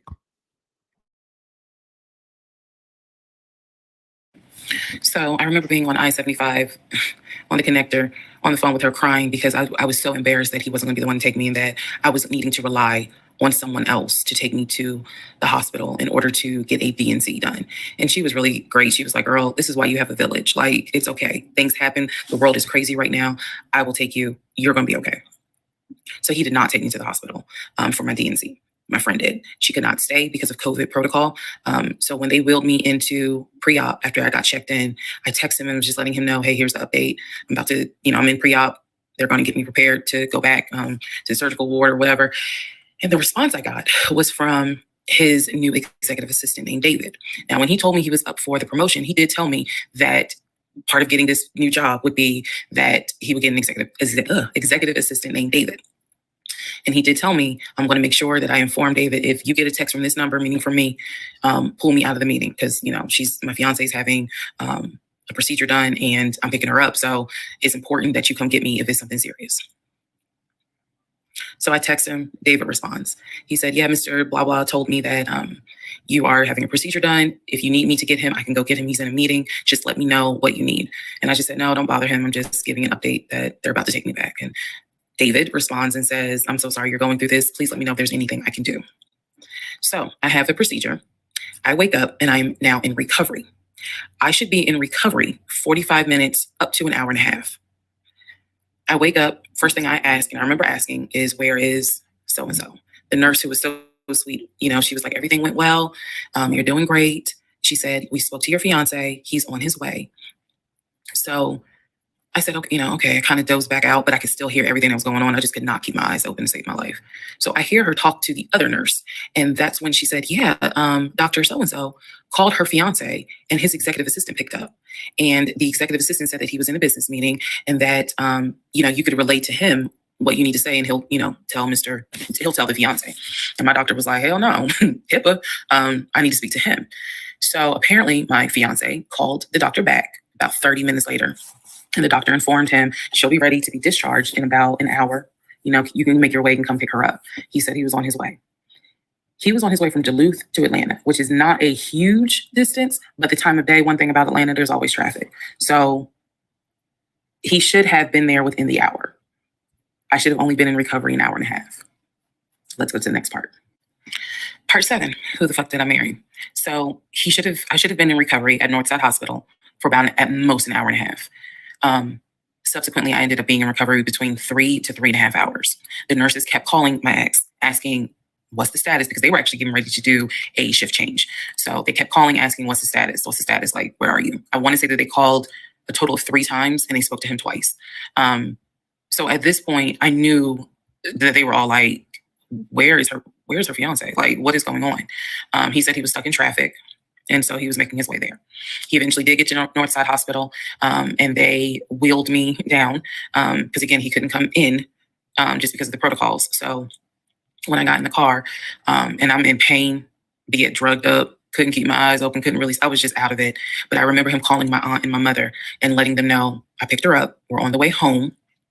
Let me get her settled, and then I'll give you guys an update. I remember that.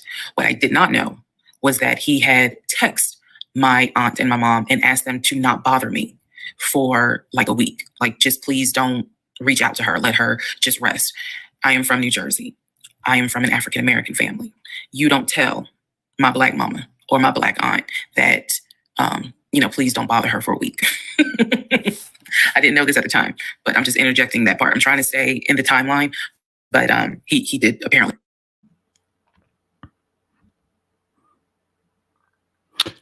My mom would have pulled up isolation.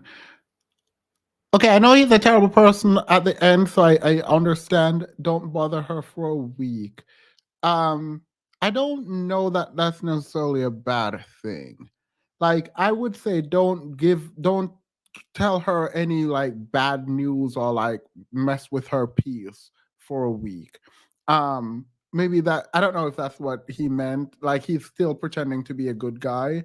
So I don't know. I don't know why she added that, because like it doesn't, I think people say that's a red flag, but if my partner is sick, I'm gonna tell it is.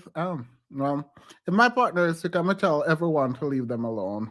I'm gonna tell everyone to leave them alone until they're better. So that, I mean, I don't know why he would do that. It's not like he's trying to do anything to her. I think he was just trying to like pretend he was a nice guy. Yeah, I think that's weird. Yeah, it feels like he's pretending to care. I don't think he did that to like isolate her. Like, that would be a dumb move if he was trying to isolate her by saying that. Like, I would say that to act like I care if I don't care. But I would say, yeah, if someone is very all right, well, I don't know. I'm trying to find a way to interpret that. That's not bad.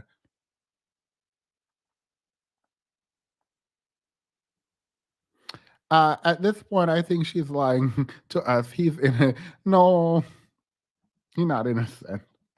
Only do that, and my aunt was like, "Why will fuck you up?" Anyway, so go home. He waits on me hand and foot. I recover. Just needed about 24 to 48 hours to just get my mind right. During this time, in between when the house in Douglasville fell through, we had not talked about a house. So I guess it was about a week later after the DNC. He decides that, do you want to start looking for a house? Excuse me, I have hiccups, y'all. Do you want to start looking for a house again? Because of what happened with the house in Douglasville, I felt like I was smarter this time to say, I want to be involved in every aspect. That's what you think makes you smarter.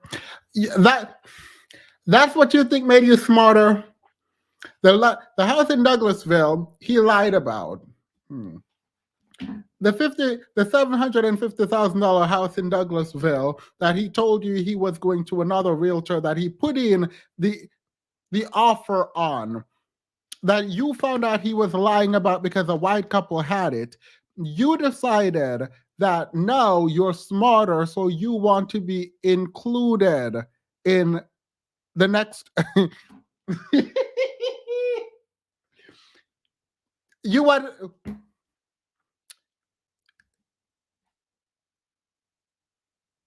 For me, smarter would mean let him go buy the other house on it by himself. Like, what do you mean? Now you don't have the children. What's your excuse? Now you don't have a child. What's your excuse?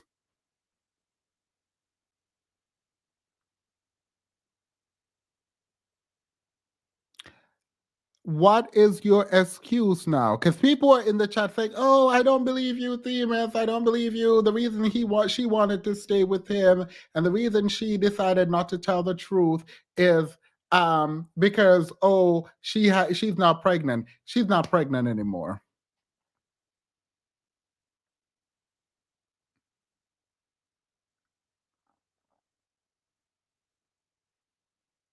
That does not make sense. That literally don't make no sense to me. Y'all are coping. It wasn't about pregnancy. It wasn't about none of that. It wasn't about God. It wasn't about Jesus.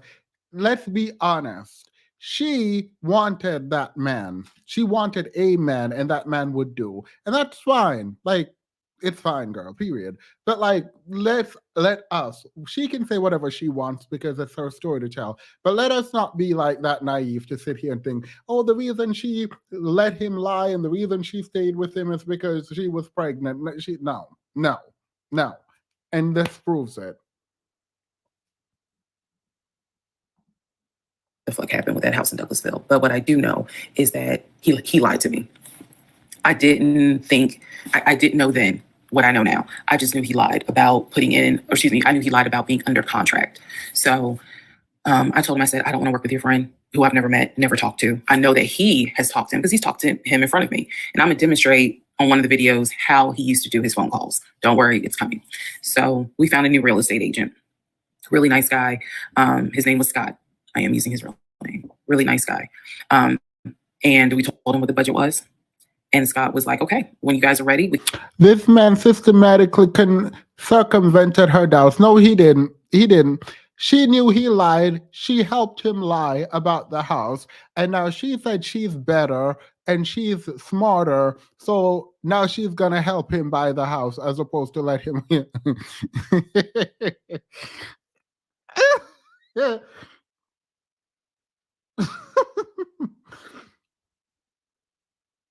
That is what you learned. So he lied to you about a house. And what you learn is this time, instead of not buying a house with him, you're going to go buy a house with him. That's what you learn. Got it. Because, like, even if you want him, just own the fact that, look, he lied about the house. Figure out why. Because that why would kill me. That why would destroy. I would want to know why you lied. It would. Even if I didn't tell you I know, I would have to figure out why you lie, and I would never be able to move past it.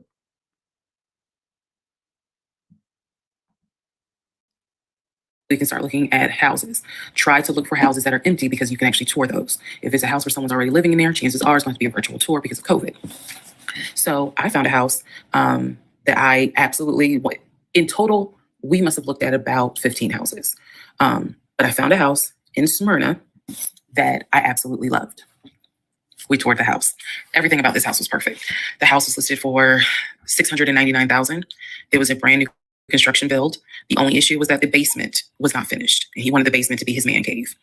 Again, I went with him to tour this house. So this was already feeling very different than the situation in Douglasville because we did not actually tour the Douglasville house. We only did a FaceTime virtual tour. This house in Smyrna, we toured. We toured this house more than once. And it was gorgeous. Fucking gorgeous. So we talked about it. He said that he had the money.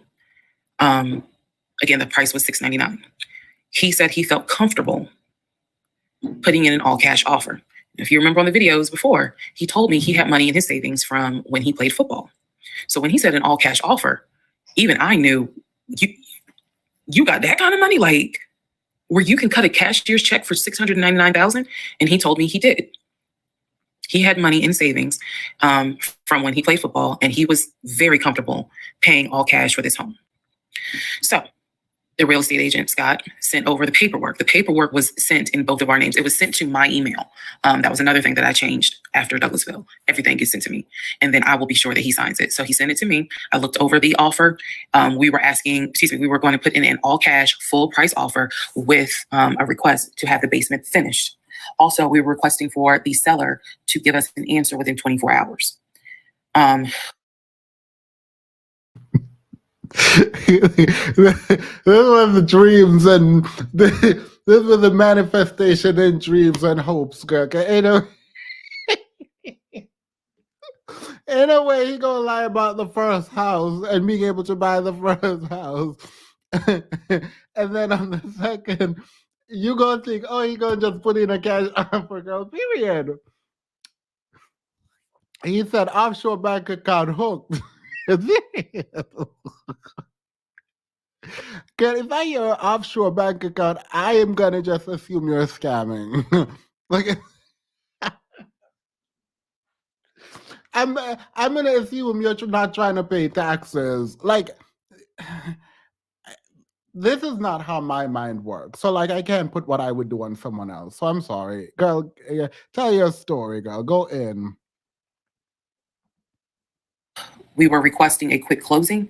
These are just some of the things I remember. I remember 24, like I didn't want to wait on, y'all think about it. 24 hours, let us know if you're accepting the offer or not.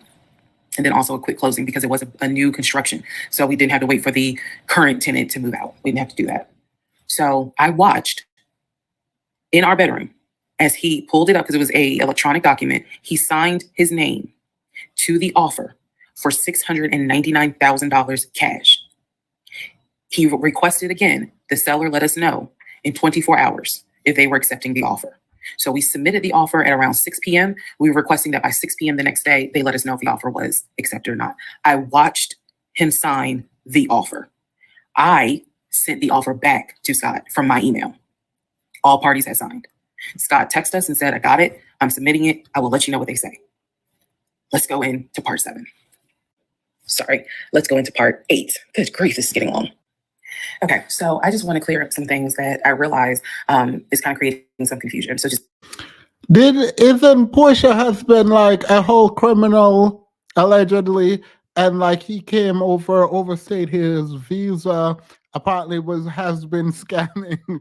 Girl, I decided I'm not gonna look into Portia and her husband because ain't nobody got the time.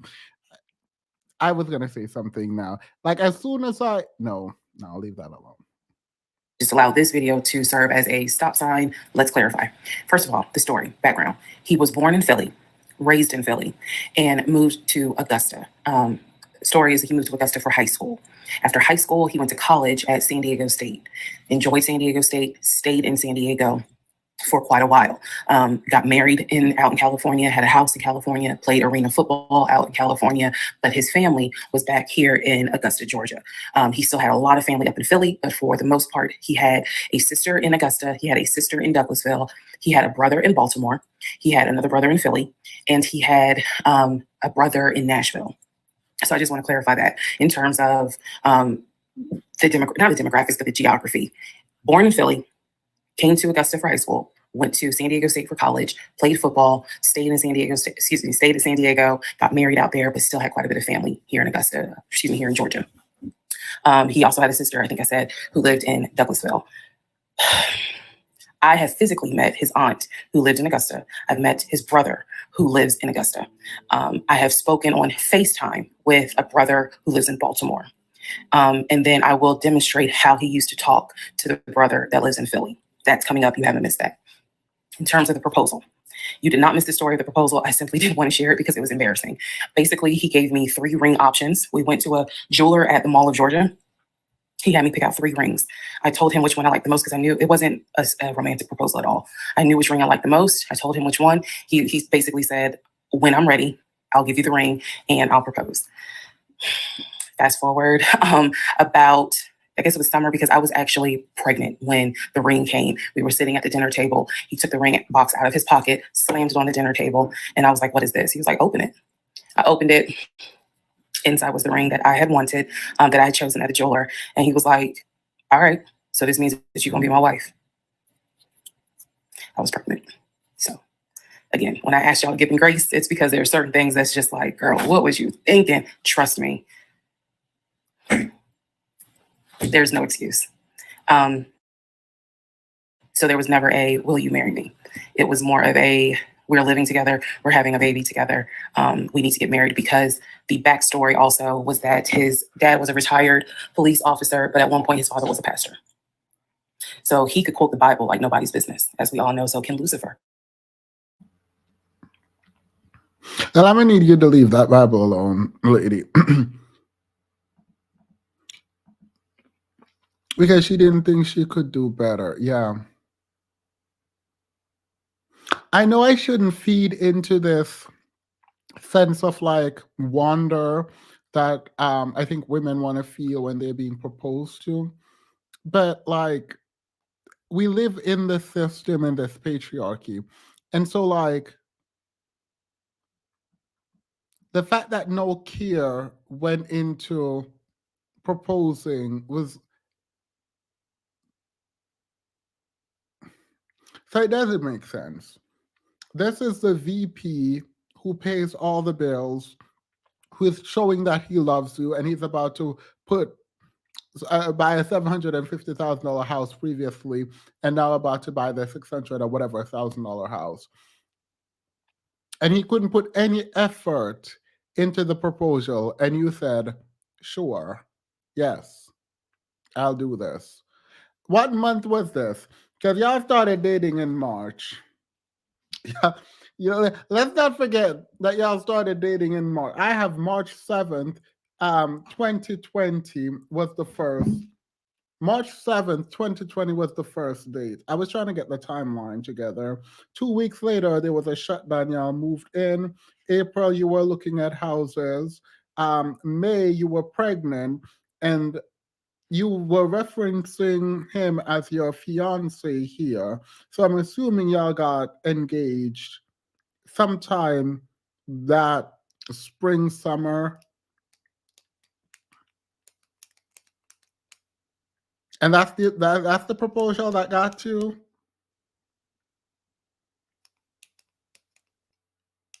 Sorry, I'm looking if I missed something on the timeline.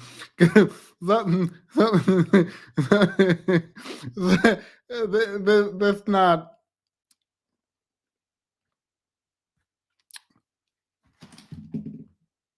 It's not doing this. It's doing.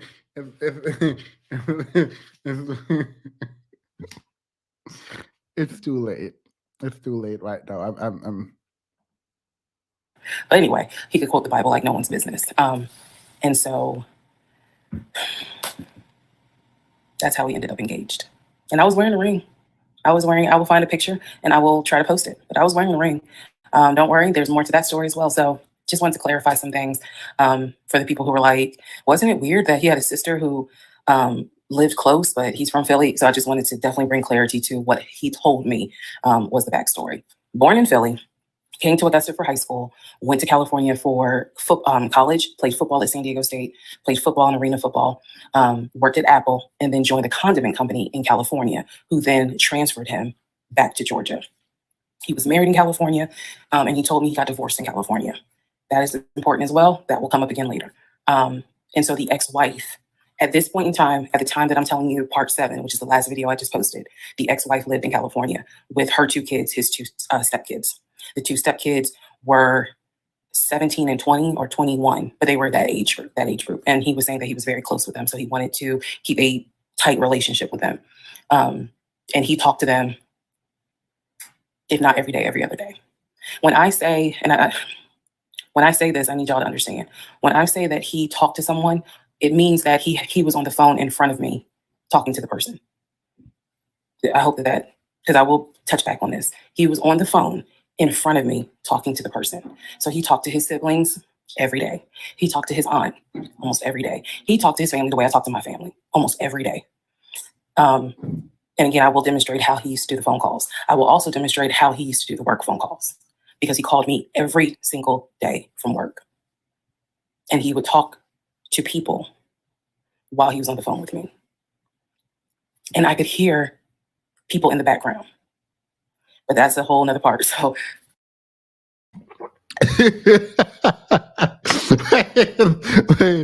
wait. She wearing this man out at this point. He expected to be kicked out 2 months ago.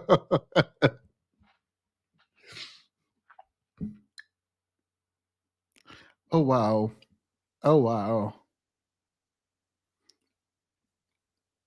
He's probably like, how did this work for the... No. Hurry up and eat. You're on mute. You're on mute. Again, buckle your seats. I promise I'm reading your comments, I'm reading your questions, but I wanted to bring this video just to clarify some stuff. Hopefully this helps.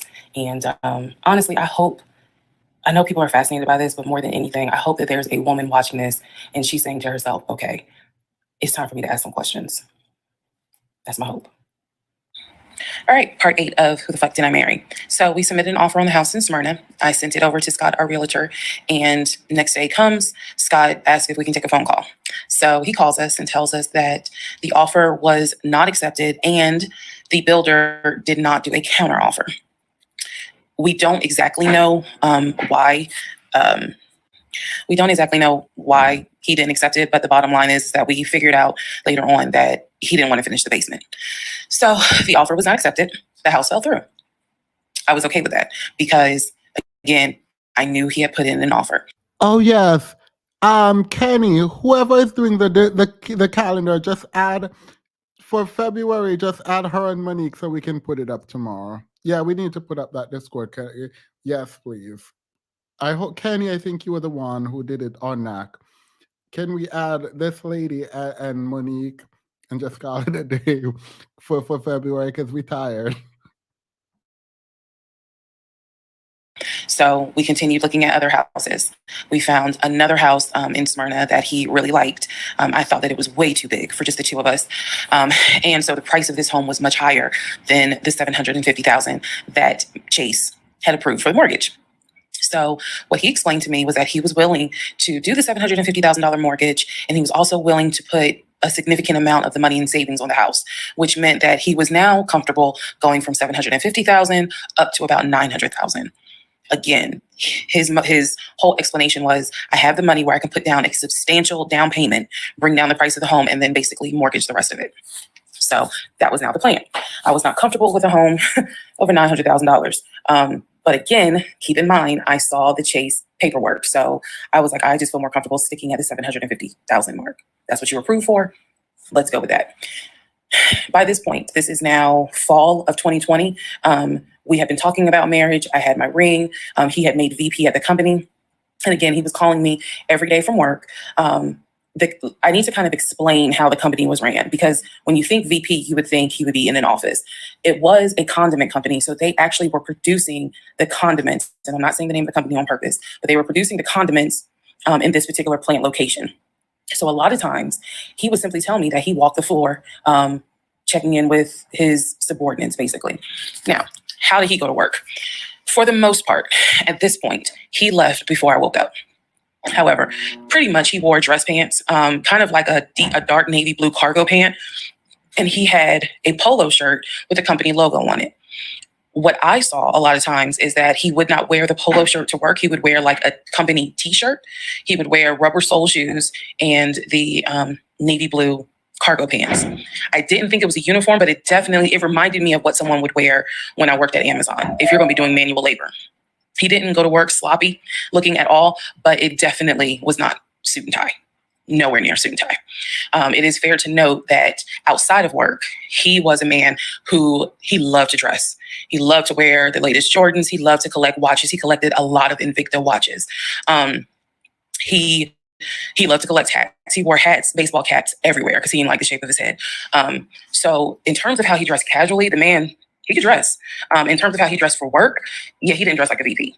But his excuse was, I'm constantly walking the production floor, and I can't be in a suit and tie walking the production floor where they're creating the condiments that we're selling. So by this point,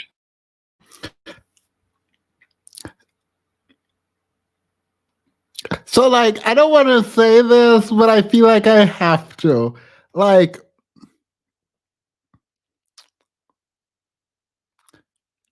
Invicta watches, he can. No. That's.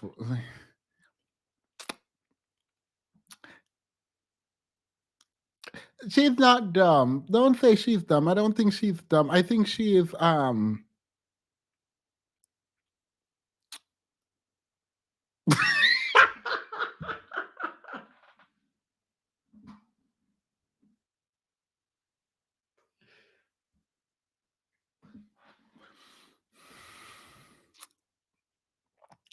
People know they're victims.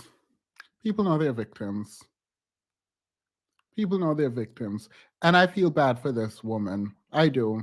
Because this is not right. But like, he likes to dress, but he goes to work where he calls you every day to show off that he has subordinates. Like, I'm just gonna move on.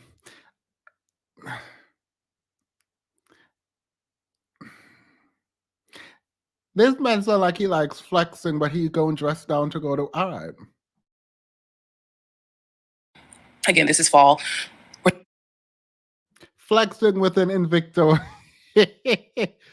He had an amazing watch collection of Victor. That's an amazing watch collection. Do they have Invicta that goes up to $500? I don't know. I don't remember any Invicta going up to it. I mean, I'm pretty sure they might make them, but like, period. Not a Rolex. Let me stop. We're still looking at houses. We're still touring houses as much as we can because it is COVID.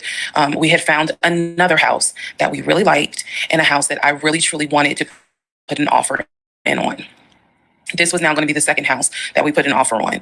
He put in the asking price, I believe, was about $700,000. He put in under asking an offer for about $650,000. I'm guessing, but I'll try to find the house and put it on the story. The reason that house fell through, we found out that the home was sitting on a septic tank. We found out that the septic tank had an issue and it would have taken about $15,000 to $20,000 to fix the septic tank. The sellers were not willing to fix the septic tank. Personally, I didn't really care for the house that much. I'm the one who was like, I don't really want it. So even though we put an offer in, we had 24 hours where we could pull up. She has high hopes. Now y'all arguing with me about Invicta. I promise you Invicta is not a luxury watch brand, but okay, go on.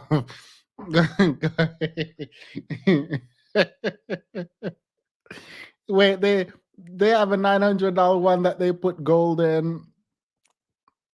I mean, look, y'all can go to the old money aesthetic fashion show with your $1,000 Invicta watch and pretend like you're part of it and see what happens.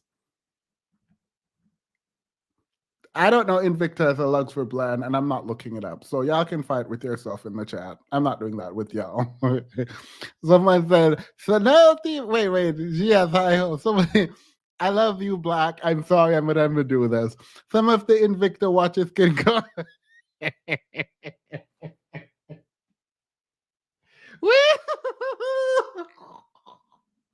Sorry, there's nothing wrong with this. Yeah.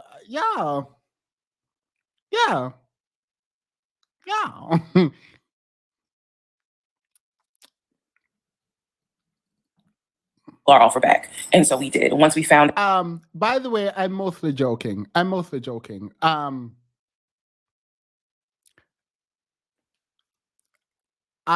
got a Rolex for one of my birthdays and I've never worn it because one, I'm not into watches like that. And two, I don't think you should be spending that much money on watches.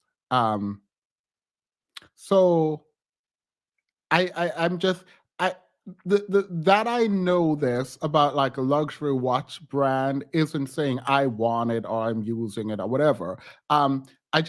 I find it odd when she said he had a collection, like an amazing watch collection, and then Invicta came after it.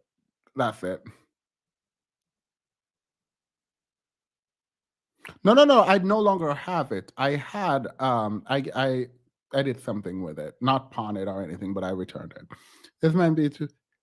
This might be Twilight Zone. Was he an undercover? Period. She was high. Yeah. That I believe it was in the disclosure. And if you're a realtor, please feel free to tell me if I'm using the wrong terminology. But I believe it was in the disclosure that they told us the septic tank needs to be replaced. That's when I was like, nah, I don't want that house. So we pulled out. The house fell through. And so I was fine with it because, again, I was heavily involved. I really love this phrase, affordable luxury. I love that phrase so much. Saw him sign the offer. I knew every step of what was going on. Our real estate agent, Scott, was amazing, but you will see when I get to it where he made a mistake as a real estate agent. So house number 2 fell through. We then moved on, saw a few more houses, and then we get to house number 3. I'm going to pause talking about the houses because now I need to introduce what happened with the cars. Stay tuned. All right. Part 9 of Who the Fuck Did I Marry? So we're pausing on the house stuff. Let me tell you about the car. So when I met my ex-husband, I was driving a 2012 Nissan Rogue, fully loaded. It had quite a few miles on it, but it got me from A to B. It was in good condition, but I was upside down in the car. Yes, glasses, come through. She look cute. I like this. I love this fit. Don't comment on women clothing. He was driving a 2018 Ford Taurus, sport mode. I know he had a sport mode on the car, and I love driving that car. When he told me how he was a regional manager, he told me that one of the perks that came with the job was that he would be getting a company car. And so we spent time going to Range Rover of South Atlanta. We spent time going to Jaguar. We spent time going to BMW. We spent time going to Ford, which was on Mount Zion in Morrow, if you all are familiar with that area. He test drove a whole lot of cars. In the end, he decided on a BMW sedan. I was there when he test drove the car. I got in the car with him. I loved it. And he explained to the salesperson, I'm getting a company car. I need to get a printout of the full price of the car, tax, tag, and title. Because what my company is going to do is wire over the money for the car. The salesperson was like, okay, apparently that happens a lot. So he gave him a printout with the tax, tag, and title for the car. In front of me and the salesperson, he called the person in the finance department for his job. Obviously, I have no idea what this person's name is, but he called the person. He explained to them, this is the amount of money. He said the president of the company, so-and-so, has authorized for him to get a car, not spending more than, I think, $90,000, tax, tag, and title. The BMW came out to just under $90,000. And so I remember this conversation so fucking vividly. So he's on the phone in front. I'm sitting down. The salesperson sitting down at their desk, and he's like, they put me on hold. And so he's like, I guess the person comes back, and he says, the price of the car is blah blah blah. He was like, give me a second, and I can send you a picture of that printout that shows tax, tag, and title for the BMW. He gets off the phone. He takes a picture of it. He sends it to whoever. He waits about 10 minutes. He calls the person back. He says, did you get it? Apparently the person did get it. But the person who can actually physically do the wire transfer had gone home for the day. So what he says to the BMW salesperson, he's like, okay, we're going to have to do this tomorrow because so-and-so went home for the day. I don't know who the salesperson is. I can only tell you from my viewpoint what I thought. I had no reason to think this was a lie. I really didn't. Because again, you got to please keep in mind the circumstances that all of this is happening. We're inside the dealership. We're sitting at the desk of this person. He gave us the printout. He's on the phone, doing business, basically saying, look, this is how much money the car is going to cost. He's taking a picture of it. He seemingly is texting someone saying, this is how much, this is proof of how much it is. Then he asked the BMW salesperson, I need your wire transfer information. The guy got up, rushed over to, I guess, their finance area to get the bank wire information, because obviously you have to wire it a certain kind of way. Rushes back over, gives it to my ex-husband. My ex-husband's like, okay, first thing in the morning, we will get this wired over, and then, I'll come and pick up the car. My fiance, me, will drive me up here to pick up the car. How much did he tell her he was getting paid? Because if the company has like a car allowance or stipend for company car, it's not for you, but like it is a company car. For 90,000, for that, girl, how much is this man? How much is this man getting paid, girl? Someone said 200K anyway. Anyway, it's probably like, how do someone just sit and lie about all of this? Like, I am thinking you're getting over 500,000, at least over 5. When the company is allowing you to buy a car for up to 90K. Where?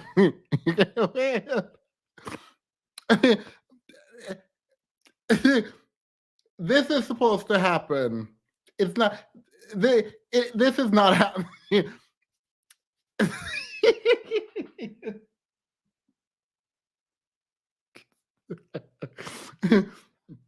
Girl, he probably going to say they have a company jet that he can take.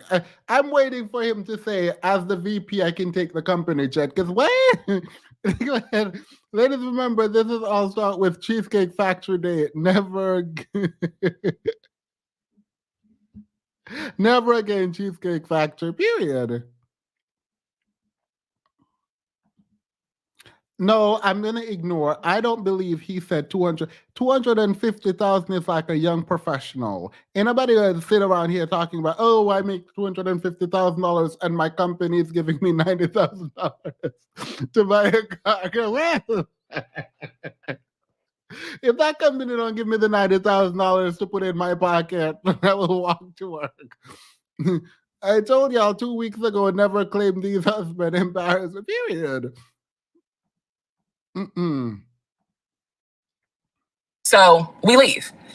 He felt like, because at the time that this all happened, I was pregnant. So he felt like, look, we're about to have a baby. I don't want you driving that Nissan Rogue. I want to get you something. I want to get you something more secure, something new. I really wanted a Kia. I really wanted a Kia Telluride. And he was like, well, let's look at the warranty. This man knew a lot about cars. He knew a lot about the warranty. He knew a lot about the depreciation value. And so he did talk to me a lot about what will we get the most for our money. We test drove, when I say we, I test drove a Kia Telluride, a Kia Sorento. He didn't like either of those. He had me test drive a Ford Explorer. He didn't really care for that. Then came time where he really wanted me to get a BMW. He really wanted me to get a BMW X5. So he took me to Global BMW Imports, which, if you know anything about Atlanta, it's off of Cobb Parkway, but you can see it off the highway. I believe 285 is where you can see the Global Imports BMW dealership. He took me there. He had me test drive an X5, an X6. He also had me test drive I think I'm gonna get the numbers wrong, a 5. Big pet peeve of mine. Huge pet peeve of mine. I hate when people say someone else taught them a lot about something, like he taught me a lot about the car. If you can't tell me what he taught you, you didn't learn anything. And he probably told you some foolishness because you don't even understand what he told you, but you are, oh, he knew so much. You don't even know if he knew. Sorry, pet peeve, hate it. Someone even said this, Demas, you taught me so much about, I'm not going to say what because I don't want the person to know who I'm talking about. Don't do that, because then I'm going to ask you what I taught you and then you are not going to be able to tell me, and then I'm going to be annoyed. Like, it's really annoying. 2.5, which was a sedan. I did not like that. I wanted an SUV. I loved driving the BMW. He also had me drive an M Series, test drive an M Series. So he was very adamant that I should get a BMW. The reason being is because, according to him, he had a BMW in California when he lived in San Diego. He had a BMW that he loved. It was a white BMW. He showed me pictures of the BMW. So he showed me pictures of this white BMW that he had. And unfortunately, the car got totaled about 2 months before he moved to Georgia. So he had received money, not a lot, but some money to get another car, and he used it to get the Ford Taurus because he was like, I just need a car that's going to get me from A to B until I get into a house and I'm much more settled. For him, he was like, I'm really giving myself 60 days to get settled here in Georgia after moving from California. But then he met me. Again, that's the story. So he had me test drive the BMW. So much so, I loved the BMW. Loved it. I wanted a dark blue BMW with cognac interior. I wanted an X5 and I wanted an M Series.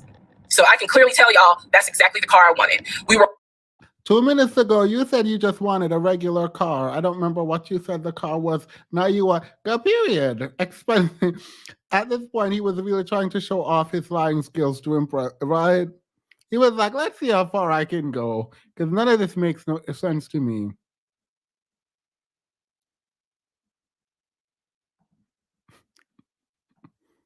were online looking for that particular car because not every dealership had it. I was okay with a black BMW if needed, but I really wanted dark blue and I really wanted that cognac colored interior. So he felt like, I want you to consider all of a sudden an Audi Q8. Let's just see how you like it. If you don't really like it, then we will go back to the BMW. It's like food, girl. Someone said you want to eat this, and now you have a mood for it, and you go there, you want that thing. Her taste palette changed, got more refined, girl. She wanted she wanted she wanted a blue car with a cognac interior. You want the tan color inside. Because she was dreaming this up. So period. I love that for her. Someone said black woman in luxury.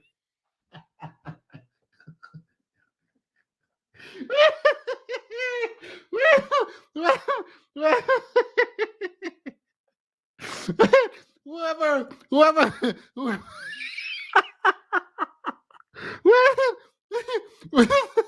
Someone said, upgrade you by Beyonce. Wait. Whoever said black women in luxury need to be in time. I want to be petty and put it as a title. I'm like shaking, like I'm internally shaking. Wait, let me find this. Who said black women in luxury? Wait, no. That man was lying and sleeping like kidney heels glitched in. No. Wait, there it is. Black woman in luxury. Y'all are dead wrong. This is not funny. Immediate blocking. It is too late for this. It is too late. Oh my God.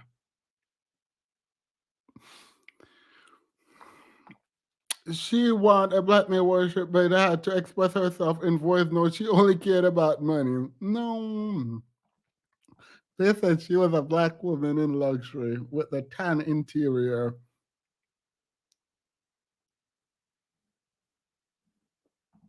I'm not reading the BMW. I cannot tell you why he switched up. I can't. But I can tell you he took me to an Audi dealership on Peachtree Industrial. He test drove an Audi and I test drove an Audi Q8. I loved the Q8. Loved it. But I was tired of test driving cars. By this point, I had test driven so many cars. Our weekends were spent either looking at a house or test driving cars. And I was picky, I will admit that. So he had me test drive the Q8. I really liked it. I finally just told him, look, I'm good with either the BMW or the Audi, because I'm tired of test driving cars. He told my family he was buying me a new car because, keep in mind, let me let y'all know. He had met my family initially on Zoom because, again, we were locked down. He had met my family. He also had met my family in person because at this point, it was like, look, if you're not showing any symptoms, maybe we can do family dinner. And so so he had met my family in person. And now we will go ahead and move towards part 10 of this series. Okay, part 10. Who the fuck did I marry? Okay, had to sneeze. All right, so at this point, I had test driven all these cars. Kias, hell, he even had me test drive a Nissan Murano, but the main two were BMW and an Audi. He had told my grandfather he was getting me a car. He had told my aunt he was getting me a car, that he was going to, he was like, she's going to be my wife. I want her to be in something secure. So my family was really like, wow, who knew that he had this kind of money? And so I hated the fact that he did that, because anytime he got around my family, here's another red flag to put in the United Nations of red flags, he would always talk about money and he would always brag. I never realized it in real time. I didn't realize it until I was out of the situation. He always bragged about the fact that he could fight, the fact that he had money, and the fact that he played football. Those are the three things he always bragged about. Back to cars. So I told him, I was like, pick one between the BMW and the Audi, because you said you're buying it. So pick one. So this man chose the Audi. So he takes me to the dealership. I wanted a white Q8. He does give me the printout of how much it's going to cost, tax, tag, and title to get this Q8. Gentleman who's helping us gives him the printout. He's saying he's going to pay this money for the car out of the savings account that's offshore. That's the story. That's what he's saying. So he apparently is asking the guy, is there a holding fee? Can I pay a holding fee to secure this car while I'm working to get the money transferred? Because obviously with COVID, it's going to take long for the banks to transfer the money. Side note, I need everyone to understand, one of the reasons why he was able to get away with the stuff he got away with is because we were on lockdown. It's crazy because it's now 2024, but I don't know, do we all remember how it seemed like a lot of stuff stopped in 2020 now? Keep in mind, that's not an excuse I'm making because shit still got done. But in terms of business as usual just was not happening in 2020 at this time. So when he's saying, it's going to take a while for the bank to transfer the money, the gentleman who was working at Audi he didn't make a face. He didn't blink. He was like, I know it's going to take a while because of COVID. So basically what ends up happening is we leave. He has the printout. He calls the bank, or he calls his financial advisor, who does have a name. The financial advisor's name is Eric. I feel comfortable using certain people's names, especially if we find out they didn't exist. So he calls Eric. He tells Eric in front of me, hey, I need to transfer $72,526, whatever the amount was, because I'm buying a car for my fiance. This is the bank account information. Do you need me to give it to you over the phone, or do you need me to email it to you? Pause. I can't hear what the person's saying, but that's what he would do. Do you need me to give it to you over the phone, or can I email it to you? Okay. Okay. All right. Give me a few minutes and I'll go ahead and email it to you. All right. Let me know. I'll call you back to find out if you receive it. Okay. Hang up. Girl, how I know this imaginary person was going to say email it? To say it over the phone wouldn't allow for the kind of complications that this man was.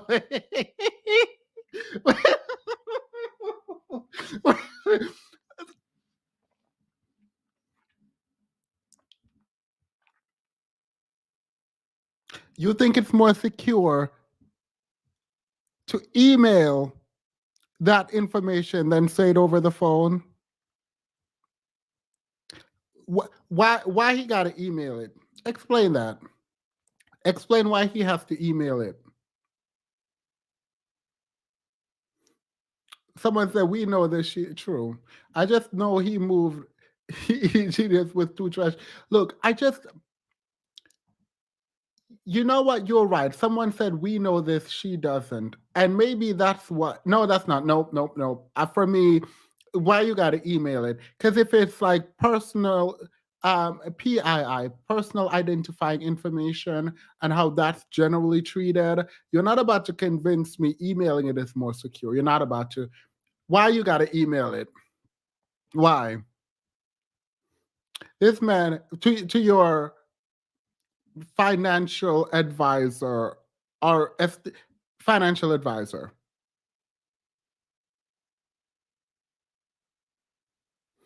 This man took her to test drive the cars that represented her mindset. He's never seen he never seen heaven. He not. He can't. In a way, because that is ridiculous. Moving forward, all my money offshore in Panama. Period.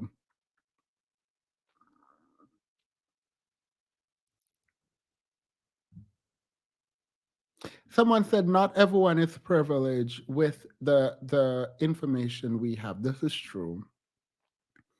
This is true.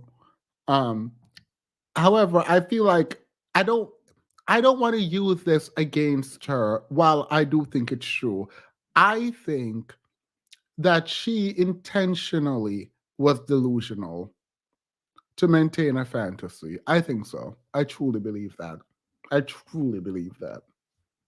I think she was intentionally delusional. And I think that that's what love does to people. Or limerence. Let's not call it love, because this ain't love. So I'm hearing this because, again, I'm not paying attention to, did I hear anybody on the other phone? Did I hear anybody on the other end? So he proceeds to type up an email, type up something, telling him this is the information that we need. I didn't think anything of it. He called me at work the next day to tell me that the money was sent to Audi, that he called Audi, and he confirmed with Audi that they received the money. What he told me is that the car is going to be delivered to the house. Y'all, it's not that I lived in the hood, because I didn't, but I did not live in an area of Clayton County where you would have a brand new Audi delivered to your house. I don't believe you that you didn't live in the hood. All that hoopla you just went through talking about, I don't want to have a child here. I don't want to, like, it sounded like you live in the hood. So, like, no, this may, anyway, that's not important. So, you are going to leave the dealership and have it shipped. Girl, period. I feel like you just didn't, I feel like she wanted to be lied to. So I remember saying to him, I don't want that car like delivered to the house, not yet, because I need to put that car in the garage. And my Nissan I only had a 1-car garage, so my Nissan was in the garage. So he said, okay, well, let me call them back and change the delivery date. Can you be home, or can you do a half day? So he's asking me, can you work a half day so that they can deliver the car and you will be home for it? I said, yes, that's fine. Because again, it's COVID. I'm working from home anyway. I only had to go in the office 2 days a week. So I'm at home the next day. He told me the car would be delivered between the hours of 1 and 3. Obviously, between 1 and 3, nothing happened. So 3 o'clock, I called him. He's at work. He sends me a voicemail. He calls me back. I said, it's 3 o'clock. No one ever came with the car. What's going on? And then I remember I was like, well, do I need to call Audi myself? because I thought that you handled it. But if you didn't handle it, do I need to call them? And so whenever I would suggest I will handle it, he would get very, very defensive. Red flag number 472. So he was like, no, I will call Audi. Don't do anything. I'll call Audi and find out what's going on. Okay. So I'm at home chilling, cooking dinner, normal night. He calls me back and says, yeah, the car was stuck on the truck in Spartanburg because apparently that's where their deliveries come from. So when he told me this, I was in the kitchen laughing because by this point, I will be honest, and I told you I'll be honest even when it makes me look bad. I was guilty of, on one hand, I believed him, and on the other hand, I was like, let me see what lie he come up with. Let me just see. Then you did not believe him. You did. On one hand, you believe him, but on the other, you were like, you literally sat there while that man lied to your face about the house that he claimed to put an offer in on, and you allowed him to lie his way through it. You started recording yourself. By the way, I recognize what she's doing, and I don't blame her for it. I think that this is how we deal with certain things. And like, I don't expect her to be like, you know what? I didn't believe him, but I wanted a man, so I stayed there. I don't expect her to do that. So I am not sitting here judging her that way. But as someone who is reviewing this, and even if one of y'all came up and said the same thing, like, I wouldn't be mad at you. But note, I would point out the fact that you knew he was lying. You knew he was lying. When that man went on his phone and typed up that fake email to send his information over to his financial advisor to purchase the car, you knew some foolishness was afoot. You knew some. When that man said he gonna deliver that car to you at your house, you knew some foolishness was afoot. When that man called you and told you that something happened with the delivery truck, you knew that was a lie. Come on, like, anybody gonna sit around here and like, hey, no. We knew it was a lie and we decided to continue. Say that. I can't send Mitch. Wait, I can't read this. But keep in mind, my brain was really like not rationalizing, not comprehending how deep the lie was. I just thought that no one told him the car was going to be delivered, and he made that up. I had no idea how deep the lie went. So he said, the car's in Spartanburg. It should be delivered this weekend. The weekend came. He had a whole other excuse.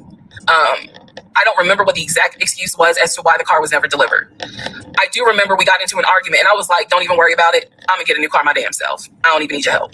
Which is probably one of the worst things you can tell a narcissist because they love to be the hero, it's all about them. But I was like, don't even worry about it. When I have the money to get a car myself, I'll do it. I don't want to hear anything else about a new car. I don't want to hear shit else about a car. Because at this point, I was spending way too much time trying to figure out, are we getting a car? Are we getting a house? Like, what the fuck is going on? Always there was an excuse. So when I told him I don't want to hear anything else about a car, and I am not going to a dealership to test drive another car, that ended that whole discussion right there. So this is where I'm going to interject what I believe was happening. I believe that my ex-husband is the type of person, he gets off, he gets off on you being excited about something that he knows you will never get. So I believe that he enjoyed going to car dealerships. He enjoyed watching me test drive a car and get excited about it, knowing I was not going to get it. It is the level of cruelty. And again, I'm telling y'all stuff that I found out way later on. It is the level of cruelty that I still cannot comprehend. So the whole issue about the BMW and the Audi, I think he just enjoyed seeing me get excited and then pull it away. Part 11 coming up. All right, part 11. So. Oh, hear me out. He probably thought, wait, how far can this go? Because is this lady really going to allow this to happen? Like, am I really going to be able to tell her we're going to get a house and we go and shop for a house? Am I going to tell her about this car? Like, how far is she willing to let me go? Because this don't make no sense to me. Sorry, that sounded a lot like blaming. It was. Yeah. Because none of this makes sense. None of this. Thus far, the first couple seasons, girl, the first couple episodes, I'm like, okay, I get it, get it, get it, get it. But at some point, this starts compounding. And like, when Sinji said submit to what, this is what she means. Red Pill said submit and non-combative. She appeared. Yeah, no, this is part of the. Again, here is programming. Here is programming, and that's why I have to check myself and how I'm wrong. Thank you, Curry Up and Eat. There's a lot of programming around women, and like she's at least this didn't happen for years, right? Like she stepped up and said, I'm going to end this. I'm going to look. I'm going to investigate. But like, you're married in less than a year, checking for a home. He moved in with you in less than 2 weeks. Like, this is like wild. No, she is not the problem. She's not, he is the problem. But she did not safeguard herself. And I'm thinking she didn't do it because, like, she's open with it. She said it was her turn, that she was desperate, that she couldn't believe this is happening to her. And I think she also didn't want to really dig deep and answer the question of why did he lie about the first house and get to the answer that, well, he dressed in a uniform-esque way to go to work, and he don't seem like the VP, and I don't think she wanted to admit that he just was not that guy. Red flag, she can't diagnose him from the Lululand herself.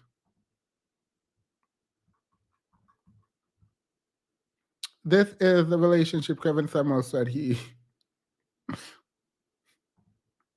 For this part, I'm just going to give you some backstory on the family. Pause all the stuff about the house. Pause the stuff about the car. This is backstory on his family, my ex-husband's family. All right, follow me. My ex-husband's parents, mom and dad, are both deceased. Mom passed away from cancer. Dad passed away shortly after her. I'm not sure what he passed away from. So he has a number of siblings. He has two, with his parents, he has two brothers. One is older, lives in Philly. One is younger by 2 years, lives in Nashville. He has two sisters. One, Shantae, is older, lives in Douglasville with her husband and 2 kids, a boy and a girl. Younger sister Kim is the baby, lives in Augusta with her husband, worked at, I think he told me, Procter & Gamble. That was the story. He had 2 half-brothers that were through his dad. One brother lived in Baltimore. The other brother lived in Augusta. The brother that lived in Augusta, I have physically met in person, shook hands, hugged, all that. The brother that lived in Baltimore, I have FaceTimed with, talked to him. The brother that lived in Philly, the older brother that he looked up to, I have never talked to him on the phone. I would always talk to him through my ex-husband. So the conversation would be like, hey, babe, brother so-and-so said, hey. He didn't call him brother so-and-so. We'll call him John. John said, hey. Hey, John. I would be in the bathroom doing my hair, brushing my teeth. Hey, John. And he'd be like, did you hear? He said, how you doing? I was like, I'm good. How's he doing? Because that's just me.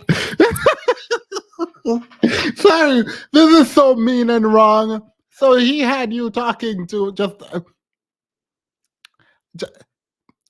a made-up imaginary...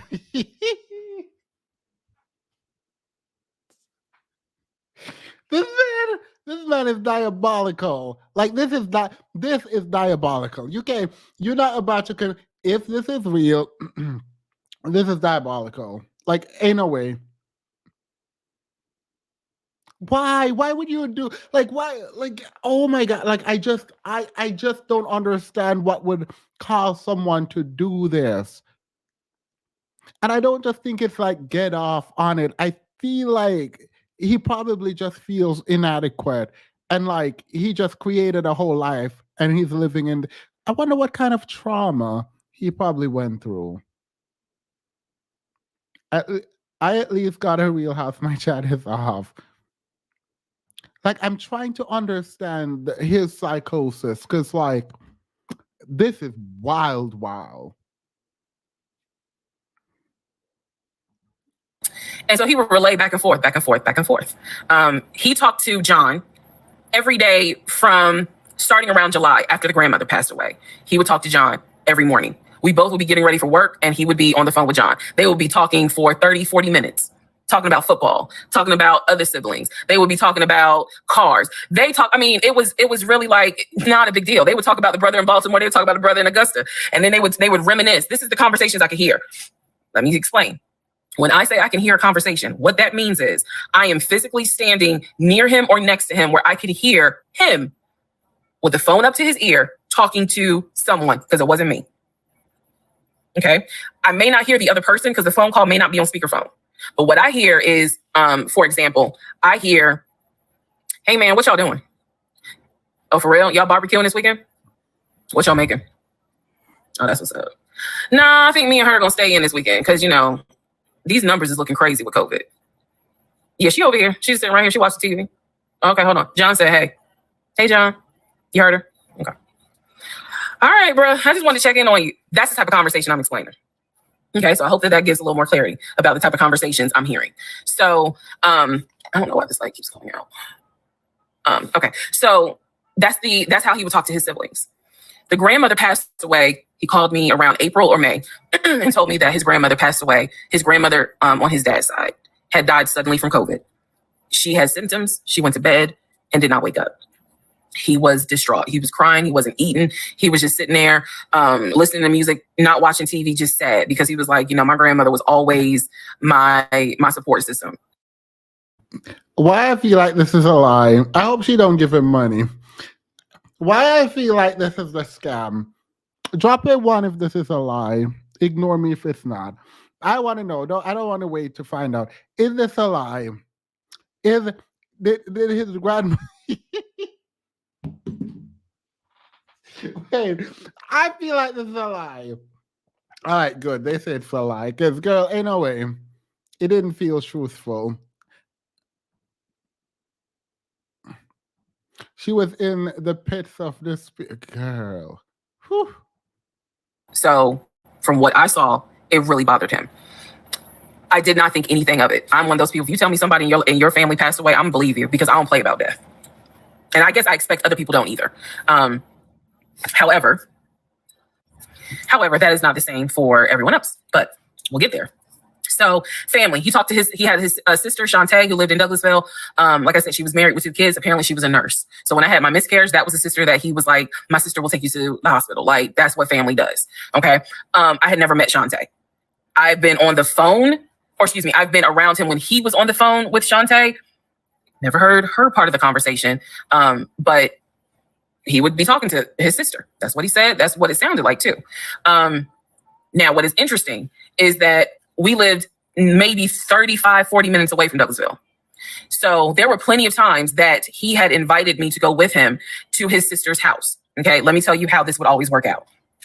Total times he invited me was probably 3 times for different barbecues or whatnot. The first time he invited me, I was like, no, I ain't going because, again, COVID. And she's a nurse. Hell no. The second time he was like, yeah, she invited us, but I don't think we should go because COVID. No. The third time I agreed to go. I was like, absolutely, I'll go meet your sister. Like, that'd be great. On our way to her house, to Douglasville, to go see the sister. Apparently he got a phone call. The phone was always like on vibrate, but he got a phone call and he told me that something came up. And so she had to cancel the barbecue to get together, whatever. And so I was just like, oh man, okay, well, hopefully we can go another time. It didn't happen close enough for me to have red flags, if that makes sense. But at this point, as y'all probably like, girl, you so blind. But again, I didn't think anything of it because it's like, okay, it fell through. We'll see. We'll reschedule. And so we just went out to eat. And then he talked to another brother, the brother from Augusta that he would have on speakerphone. So it was like, I didn't think anything of it. I really didn't. Man. And the more I talk about it, the more I realize like, I'm not a dumb person, but it just never dawned on me the things that you have to now investigate. It didn't dawn on me, but nevertheless, that is the backstory for his family. I feel like this is what people call intuition, but it's not like intuition. It's like,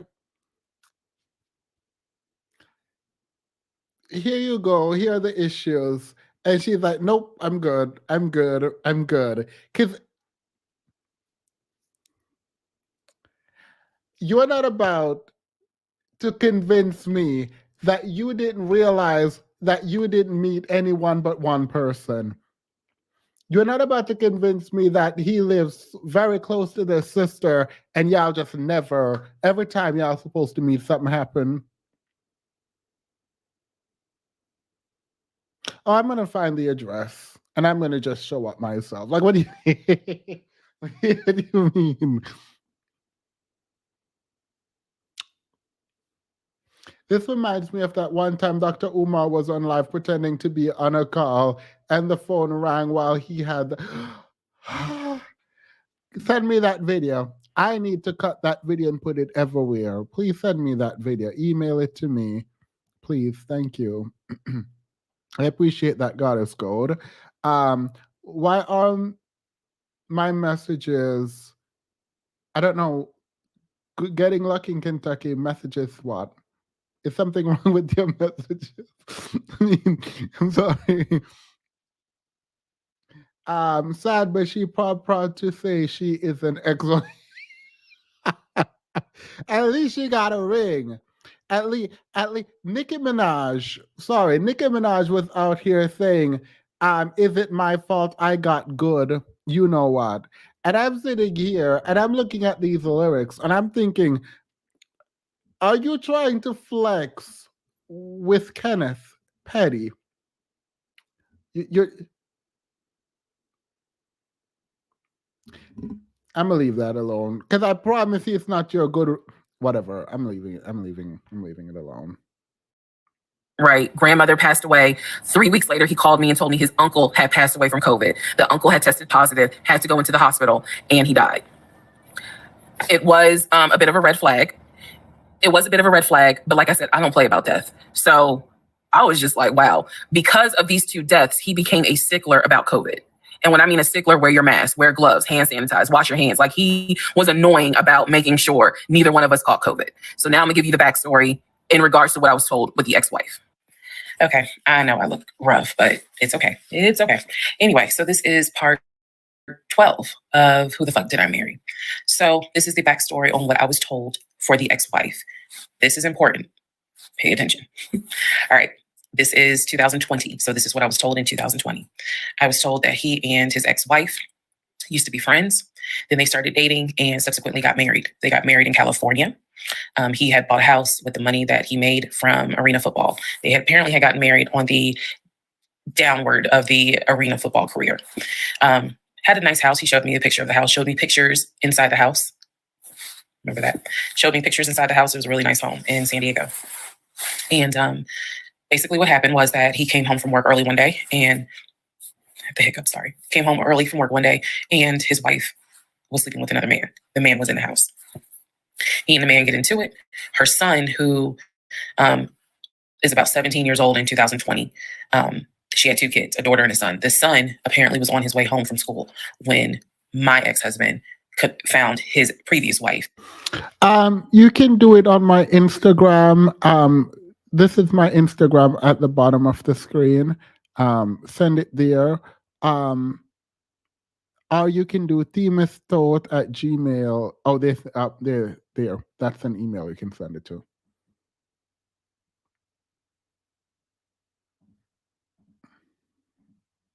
In bed with another man. So the story goes that he and the guy fought. He kicked the guy out. He kicked his ex-wife out, but told her the kids could stay. The kids are not biologically his. Those are his stepkids. She was like, you must be kidding. Like, I'm not leaving my kids here. The kids are old enough to where they were like, we don't want to go because you fucked up. We don't want to leave. So apparently she leaves. The kids stay with him for a few weeks.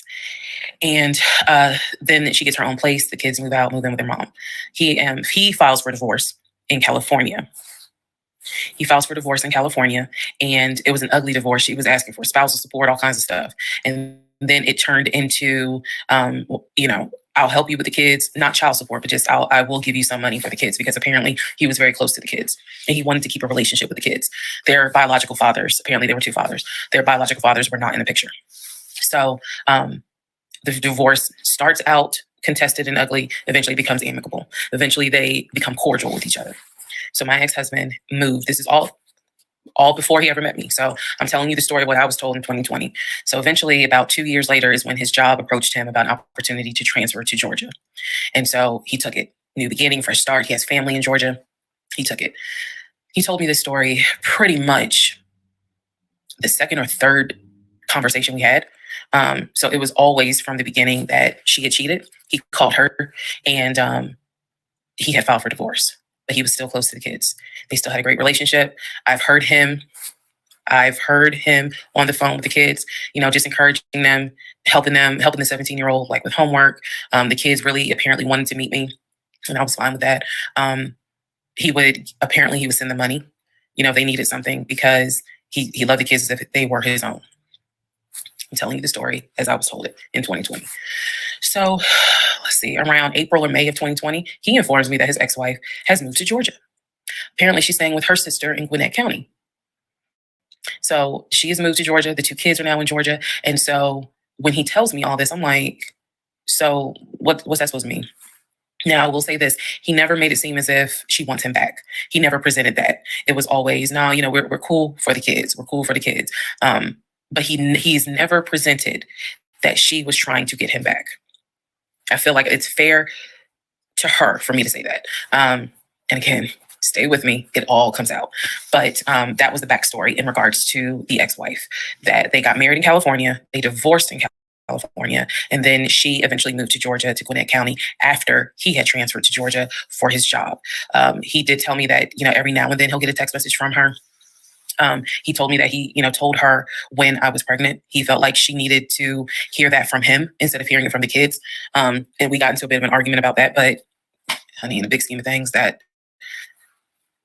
anyway, so we got into an argument about that. I felt like the fuck, that's none of her business. But that's the overall backstory of her. So remember, because there will be a quiz, but just remember, he met her in California, married her in California, divorced her in California. She moved to Georgia, to Gwinnett County, after he moved to Georgia. Are we clear? Okay. Wait, what if she's lying? What if this is all made up? She said it can be verified, and I'm pretty sure her family and friends would have came out and outed her already. Right? Like, I don't think she would be able to like make this up.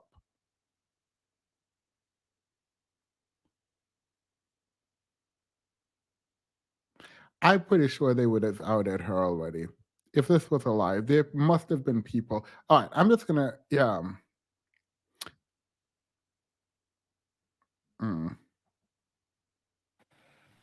Okay. Part 13 of Who the Fuck Did I Marry? So I've kind of given you guys all the backstory. Let's just kind of recap real quick. So I told you how we met in March of 2020. Basically, Georgia got shut down. I keep saying shut down, got locked down. We decided to quarantine together. I know it was crazy. It was crazy. I really liked him and thought he liked me. So I told you guys how we met. Things moved at a rapid pace. Met in March. Moved in together pretty much end of March, beginning of April. Found out I was pregnant in May. Lost the baby in June. Had to have surgery in July. Started looking for houses, started looking at cars. All this stuff happened literally between March and in August is when I got my car. So got a car in August. He paid the down payment for that car, which I was shocked by. And no, it was not a BMW or an Audi. It was a Nissan Altima, but I loved that car at the time. So he paid the down payment for that car, told me he would help me with the car payment. The biggest mistake that I made, and I'll explain why I say this. The biggest mistake I made was that I signed myself up for a car note where I knew I needed his help to pay the car note. I knew better. My mom has always taught me, do not ever put yourself in a position where you were financially dependent on a man. And all of that went out the window. And the reason why I say that was the biggest mistake is because when I pulled back the layers of this whole monstrosity of life that I lived for 2020 and 2021, it really does boil down to the fact that I truly ended up marrying him more out of fear than anything else. And I'll expound upon that later. But thank you, Goddess Code. I have it. Thank you. I got the car in August.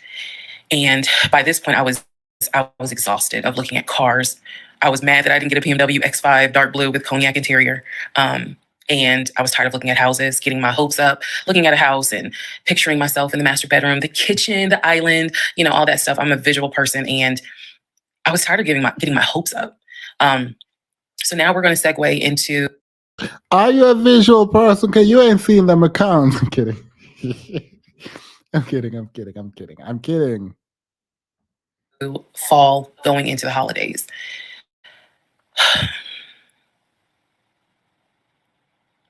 Here's what happened. In October, we looked at another house. This house was in Marietta. Absolutely gorgeous. It was gorgeous. I want to say that the house was about $700,000. I really liked the house. I could see myself living there. I could see myself cooking there.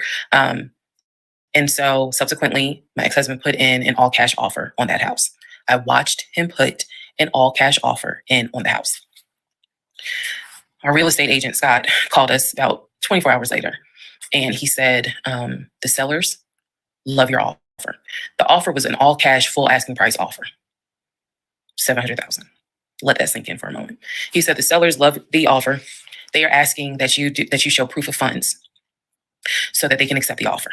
My ex-husband said, I will show proof of funds when they accept the offer. The seller said, great, we'll accept the offer when you show proof of funds.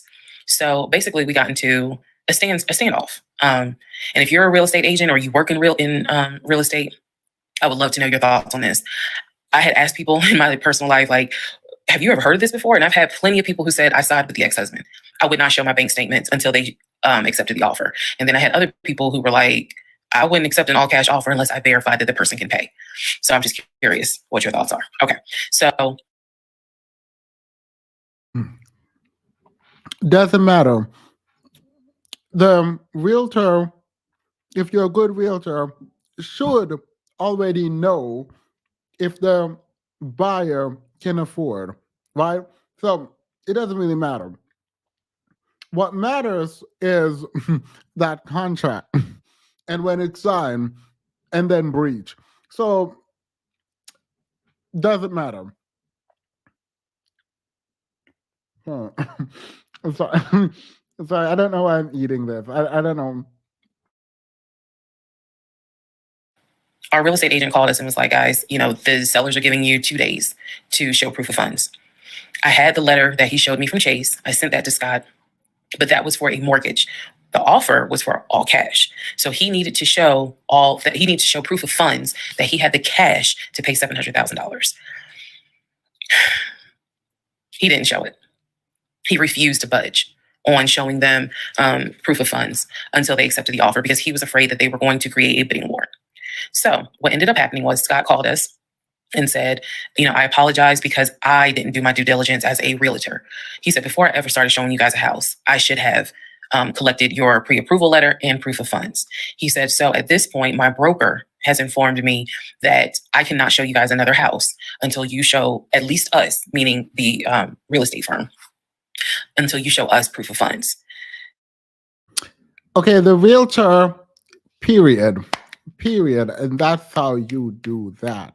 Because ain't nobody got time to be playing with this man.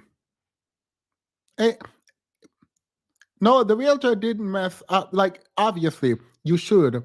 If you're going to show people a house, my inclination, even without any idea about real estate, I have. But like, even if I had no idea about real estate, I would presume that I'm just going to try to show you things that you can afford. But what's happening here, it seems like they were like, okay, let's double back. Because I think there's also this, I don't want to talk about this. I have to. Once upon a time, Black people weren't shown the kind of respect that we deserve when we decided to go shop around. And there is an assumption that Black folks cannot afford that certain kinds of houses in certain kinds of neighborhood. And so there is a kind of anxiety, let's say, when it comes to asking for proof of whatever. And I can understand why the inclination wouldn't be there, right? I'm not talking specifically about redlining. I'm talking about like certain kind of behavior. Like even when you walk into not even just housing, but if you walk into a store, the presumption of what you can afford and can't afford. And I can see there being some anxiety in like not wanting to ask for proof of funds, right? But if it's standard business practice, then it's standard business practice. And black, white, everyone should be asked, girl, can you afford this? We're not about to try to have a housing issue. We're not doing this. So yeah, you're not wasting my time. And so I'm just like, well, I'm telling my ex-husband, just show them the fucking proof of funds. Like, what's the problem? And so it was a lot of, I find that this is really unprofessional because it's not our fault that you didn't do your job correctly. It got a little ugly and it got uncomfortable because I'm like, I don't understand why you don't show them proof of funds when you clearly just signed a document stating that you're putting an offer in at full asking price. This was the same thing that the realtor was saying. He was like, but you just signed an offer. So what's the problem?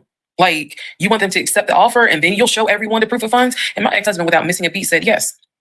So Scott did his best to work with the seller and say, look, accept the offer. He'll open the books. He'll show you the proof of funds. These sellers were like, no, that's not. And it wasn't so much the sellers. It was the seller's agent. Big respect to the seller's agent. But the seller's agent was like, no, that's not how we're doing business. He needs to show those proof of funds before I advise my clients to accept his offer. Period. If he's not willing to do it, we'll go on to the next offer because they did have another offer on the table. For it was less than asking price, but okay, this is wild though. If you're in good faith, obviously it's not good faith, providing an offer, and they want to see proof. Let's not say proof of fund, just generally proof that you can uphold your. Ain't nobody got time for this. And I feel like she just wanted to stay delusional, honestly, because at this point, like this man is playing in everyone's face, and by everyone I mean her, just her, because everyone else is like, girl, we're not budging. We don't have time for this foolishness. She's the only one sitting there like, okay, play in my face.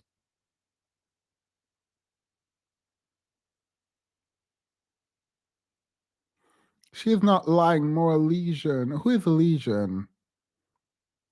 We are Legion. Oh, that sounds like a demonic. Victims came forward. Oh, is his name Legion? Girl, have I missed his name this entire time? Wait.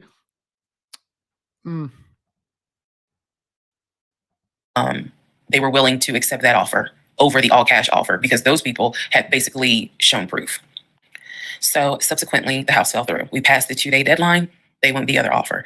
Also, at this point, our real estate agent, Scott, and I do not blame him for this, pretty much cut all ties because what he, I believe, felt like was, I don't know what's going on, but something's going on. And this is not how I do business. So until you guys are ready to show the proof of funds needed to buy a house, you need to get yourself another agent. Because we were already about 20 to 25 houses deep by this point. We had already put in 2 other offers. They fell through. And now here we are with this house. And once again, it fell through. Okay, so good news and bad news. Number 1, this is part 14 of Who the Fuck Did I Marry? Bad news, this is going to be the last post for the night. And the reason why, good news, tomorrow's my birthday. So I'm just going to make this video, post it, and then I will pick back up probably Friday because honestly, I truly want to enjoy my birthday tomorrow. I just want to enjoy my birthday. All right, so y'all don't be upset. Just if anything, watch parts 1 through 14, then we'll be ready for part 15. So the house fell through in October 2020. And what I told him was, I said, I don't want to look at another house. I don't want to talk about cars. I want to get through the holidays because it was going to be a holiday season where I could not celebrate my family because of COVID. So I said, I just want to get through the holidays. I want to get through the end of the year and we'll revisit stuff in January. I was very calm when I said it. No argument, nothing like that. And he said he understood. A lot of what fueled me staying in this situation really was the fact that number 1, I didn't want to be alone. Number 2, I didn't want to look stupid by having the relationship end so quickly for everyone to be like, we told you something was up. And number 3, I was ready to get married. And that, ready to get married fueled a lot of stuff. And again, I was still making my audio diaries. So listening back to it, I knew something was wrong. I admit that. I knew something was wrong. But what I thought it was, truthfully, was like, why does it seem like there's always something? Like, why can't we just go ahead and get the house? Why is it always something? Why can't I just get the BMW?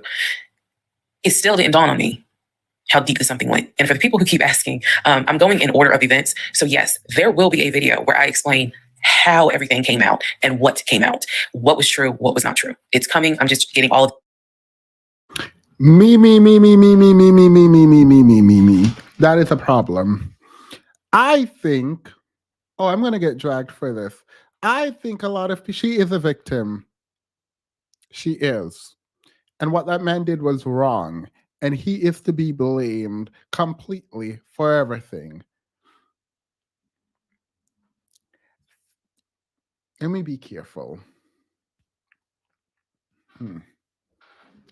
Actually, let me actually step back a little bit because I don't want to do this in my ego. Because it's wrong. All right.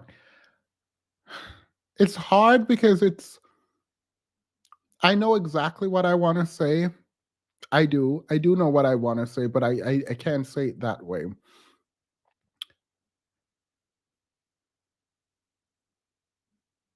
I like that she said I wanted marriage and I wanted this to be my, and I didn't want this to end because this highlights on her end ego. It highlights the trappings of a society that tells you this is what you should aim for, and she's going to do everything to get it. She is about to try to marry a man that she knows isn't good for her just to say that she's married. She knows the man is not good for her. She knows it's not working. It is not going to work. This is not even about vetting. And I hope when we talk about this, if you use this as a reason, as an example to say, this is why people can't vet, I will disagree. I will disagree. She knew. She helped him lie. She sat there and helped him lie. She knew full well that this was not right. She should not be in it. And she was diving headfirst because she wanted to be married. And what we need to accept is that this world doesn't just tell y'all to get married. This world tells y'all that any man will do. They don't add the any man will do part, but they just tell you that you need to get married. Marriage is the goal. And they don't add the kind of marriage. They don't. And maybe Orange Pill was right that it's not the kind of marriage. It is that you are married. Because it literally makes no sense for someone going through what she's going through to be thinking about any kind of marriage. Like, what?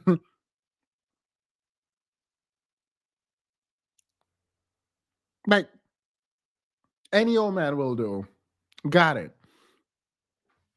Someone said he loved printing papers. This is going to be the last video we watch tonight. And then tomorrow we have the podcast. I'll come back. We'll do it again Thursday. We're going to watch every night. Every night until it's done, we're going to come watch it. Because I need to get through it. And what I'm not about to do is watch it without y'all. Please, 2 times the speed. We got 3 more. Yeah, we can watch it in like I'm not gonna skip ahead. So tomorrow I'll do the podcast, so I can't do it tomorrow. But Thursday I'll do it. To be fair, it feels like I've been on for 7 hours. I spoke to all kinds of men on here. I have done all kinds of live stream, and this is the most drained I've been. It feels like I've been on for like 8 to 9 hours. I've done an entire shift, girl. I am drained, but I also can't look away. I promise you this. I'm not about to, I'm not going to watch it without y'all. We're almost done. Let's play. this out in order. So I told him I didn't want to look at a house no more. I want to talk about houses. Do not mention the word Zillow. Do not mention the word realtor. Nothing. Let me just get through the holidays. And for myself, the question was, what do you want to do? Do you want to stay with him? Or do you want to cut your losses? And the part that kept me constantly second guessing myself was, what if he's not lying? What if he's not lying? There's no, literally the conversation I had with myself was, there's no way. What do you mean, well, he's not lying? You literally caught him lying about the house. And if he's not lying, let him show you the proof. Let him show you the overseas bank account. Log into his.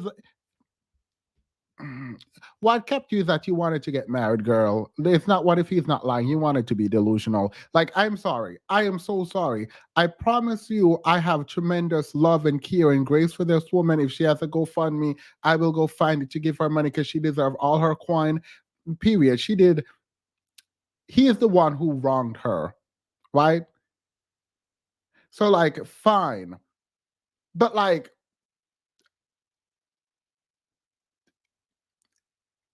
all right.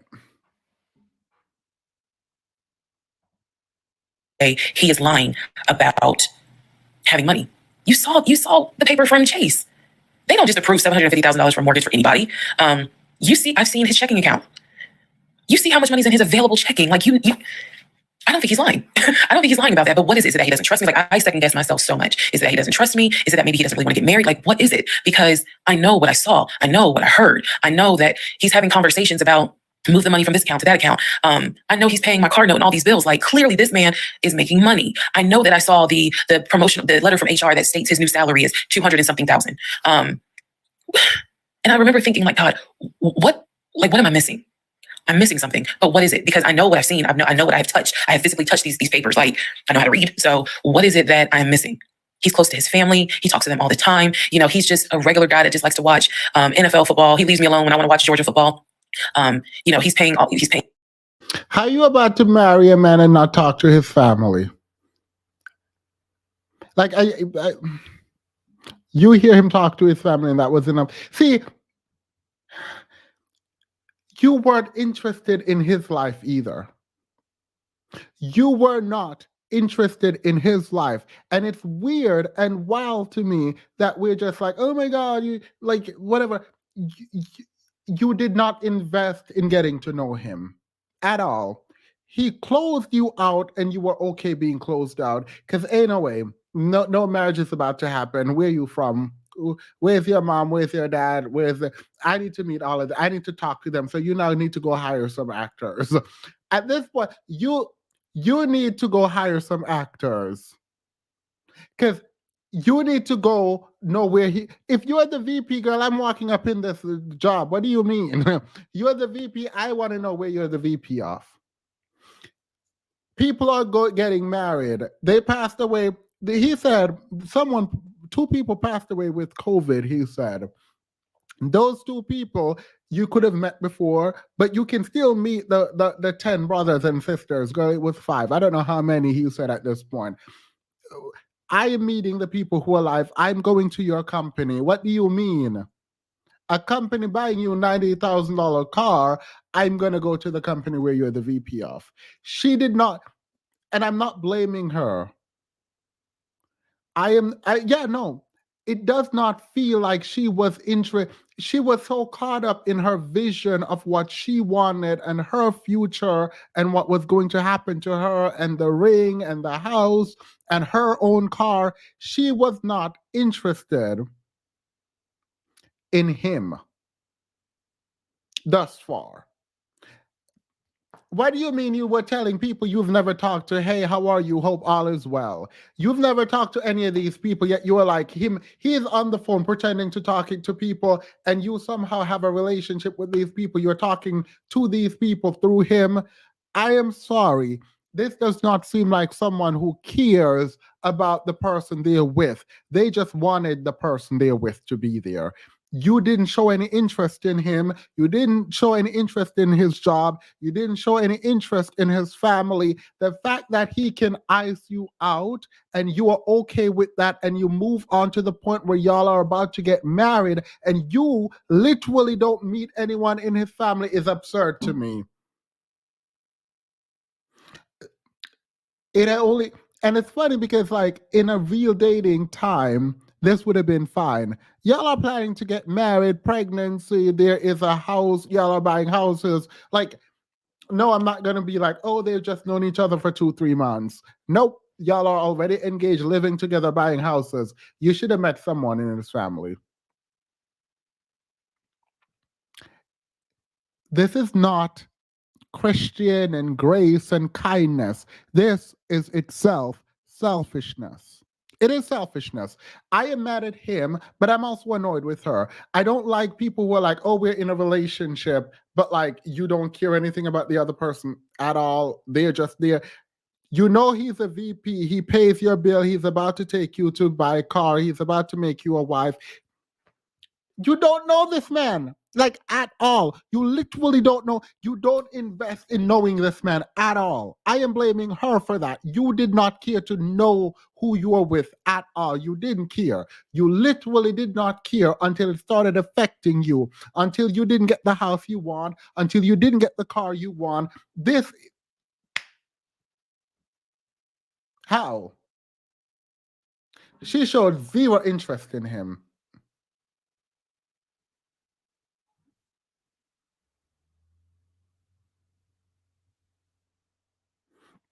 Someone said I'm gonna change my mind. I hope so, because right now I'm very annoyed. Like he's toxic, he's a liar, all of that. But she also doesn't seem interested in him. She's just interested in having him there. Girl, we talking. Someone said FaceTime, period. I need to know your family. I need to know what demons is coming into the I need to know who I need to rebuke. And bills, groceries. I haven't had to worry financially since I've met him. And as a woman who had lived on her own, paying her own bills, my God, that is the most intoxicating feeling when you meet a guy who just takes your stress and your worry away financially. But the downside is he took away the stress and the worry financially away and instead brought a mental fuck job I've never in my life had experienced. And I could not put my finger on it. I need feminism to the front of the class. Love this, hate it so much. Love feminism erasing this. That's what I mean. Love this, hate this. But won't drag her for this. A lot of women are like, oh my God, I just need a man to pay all my bills. Blah, blah, blah, blah. All right, girl, period. All right, period.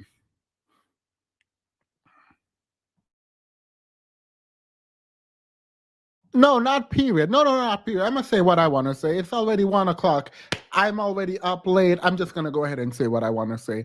It bothers me that women who are so successful, maybe not her, I don't know what her finances, who have the capacity for so much good and to create for themselves this amazing life, will reduce themselves to be subject to someone else's rule and think that somehow a lot like actualizes them. That is weird to me.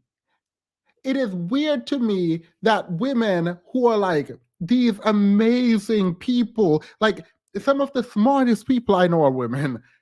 Like, I don't know why you would reduce yourself to be subject to someone else's rule. You don't, no, but you don't have to do that. You do not have to, you don't have to give up your autonomy so that someone else can provide for you and then control your entire life. I don't know why people keep doing, like, obviously I know why, Christianity and like culture, but like you taste freedom, and obviously it's a lot of work. Ain't nobody like capitalism, girl. Nobody like getting up and going to work. Like it is what it is. The man don't like it and they gonna resent you for providing for you. So if you think that's great, then do it. No one likes it. But at least like the fact that you control a lot more of your life, to sit there and be like, oh my God, I want a man to come and provide for me. And that feels great that I don't got to work, but like he's going to cause me mental anguish, but like he's paying my bill. So I'm just going to sit here and take this mental anguish. Like, what? This is not advice. By the way, do you? This is my opinion. I find it absolutely ridiculous. I find it ridiculous. This is not to say date broke men. I say date them rich, but also have your own. Ain't nobody got time to be subject to someone else's rule. Like what? No, absolutely not. I couldn't really talk to anybody about it because I'm a big believer in what happens at home stays at home. So I didn't talk to my girlfriends about it. I didn't talk to my family about it. But I just remember being like, what am I missing? What am I missing? So we did not talk about houses. We did not look at cars. We didn't do any of that for November, December. And he came to me like around Thanksgiving, and what I thought was a very open, loving conversation. And in that conversation, he was like, okay, I know I have fucked up. I know that things are not feeling too strong right now. He was like, I want us to get married. I want a home. I will show you whatever you need to see to put you at ease. He was very like contrite. He was very just like, what do I need to do to put your mind at ease so that you know I'm in this and that I want this and that I love you and I want you to be my wife. So I was like, show me your accounts. He showed me his checking. He showed me one of his savings. He showed me a Chase savings. He did not show me the offshore, and he did not show me the US bank. So he showed me those two accounts, checking and Chase savings. So I knew that there was money. What I saw in those accounts, there was money. I told him, I was like, if we're going to buy a house, I want it to be through the mortgage on Chase. I don't want to deal with this proof of funds shit no more. I said, I do not want to look at another house until the beginning of the new year. He said, okay. That is when we then had a conversation. So I guess I lied because we are going to have a part 15 or 16. You just lied to yourself again. You said he showed you the money, and he showed you two accounts that are here, but he never showed you the offshore account. And you said, if we're buying a house, we're doing it through Chase, so we can use this as proof, and this is what we're going to, this is our budget. You decided in that moment that you are going to not have him or require him to provide the big stack of cash that he has overseas, and that you are going to rely on what you know he has, because you didn't believe him that he had the rest. It's almost done. Let me just play this out because ain't nobody got time for this. Ain't nobody. But that is when we then had the discussion about marriage. And that is where religion came into play. Yeah, I'll give y'all the other part tonight. Stand by. Girl, and it does not stop. It does not stop. The crazy. Girl, I am tired. Someone said, but wait.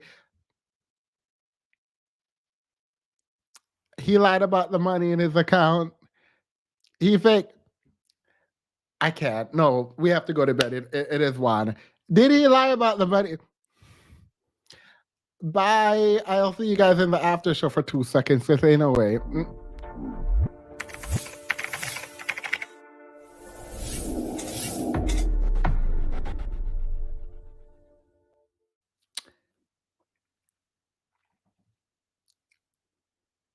Did this man lie about the money? Someone said it was a screenshot. This is a demon. Ain't no way. This is a demon. It has to be.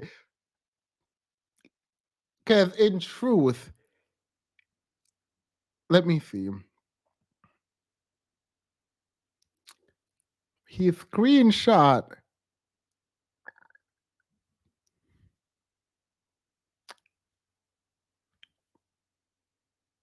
Y'all said he screenshot.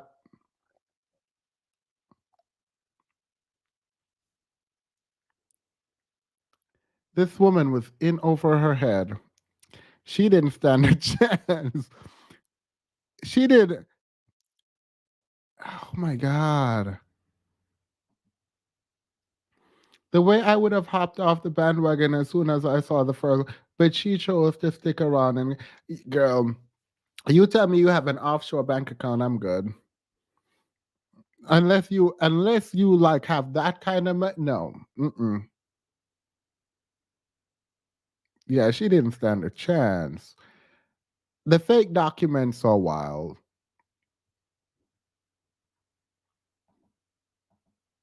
Sorry, I'm metabolizing screenshotting accounts and showing it.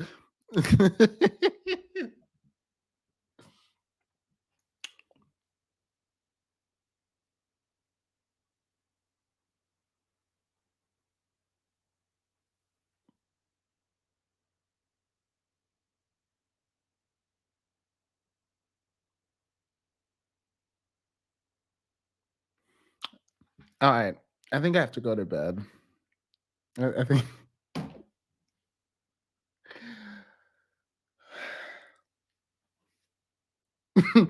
this woman done stressed me out.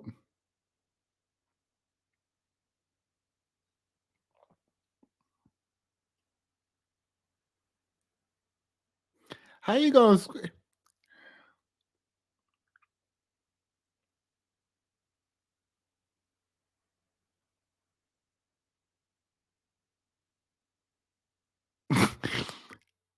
Yeah, I don't know if I can wait. Like, I don't know. I don't. I don't know if I can wait. I'll see y'all. No, I can't do it. Tomorrow we have the live stream. All right. I'll see you all on Thursday. I mean, see you tomorrow for the podcast, but I will see you on Thursday because we have to. I'm gonna stop. I'm not gonna watch anymore until Thursday. I'm just gonna disengage and then because this is like stressing me out. Eh, this is stressing me out, and like I feel bad for her while I'm sitting here. Like, girl, how did you? Not how. And I understand why. And I am so sorry. I think it's time that women get up. I think it's time. I think it's time. Even if you're like, I want a six-figure man and blah, blah, blah, and high value, I think it's time women stand up and say, you know what? I can make my own money. I. I can protect. I can make my own money because there's no reason for y'all to be running around behind men to make you all feel financially stable. In a way, all right. I will see you all later. And I will we Yo, I'm stressed. I will not watch it. I will not engage with this, and then I'll come back on Thursday. And hopefully I can finish work early so we can really get into some things. All right. Bye.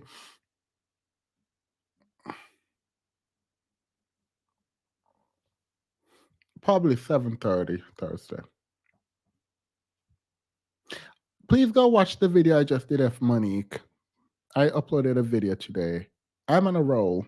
Y'all have to forgive me for last week then. Bye.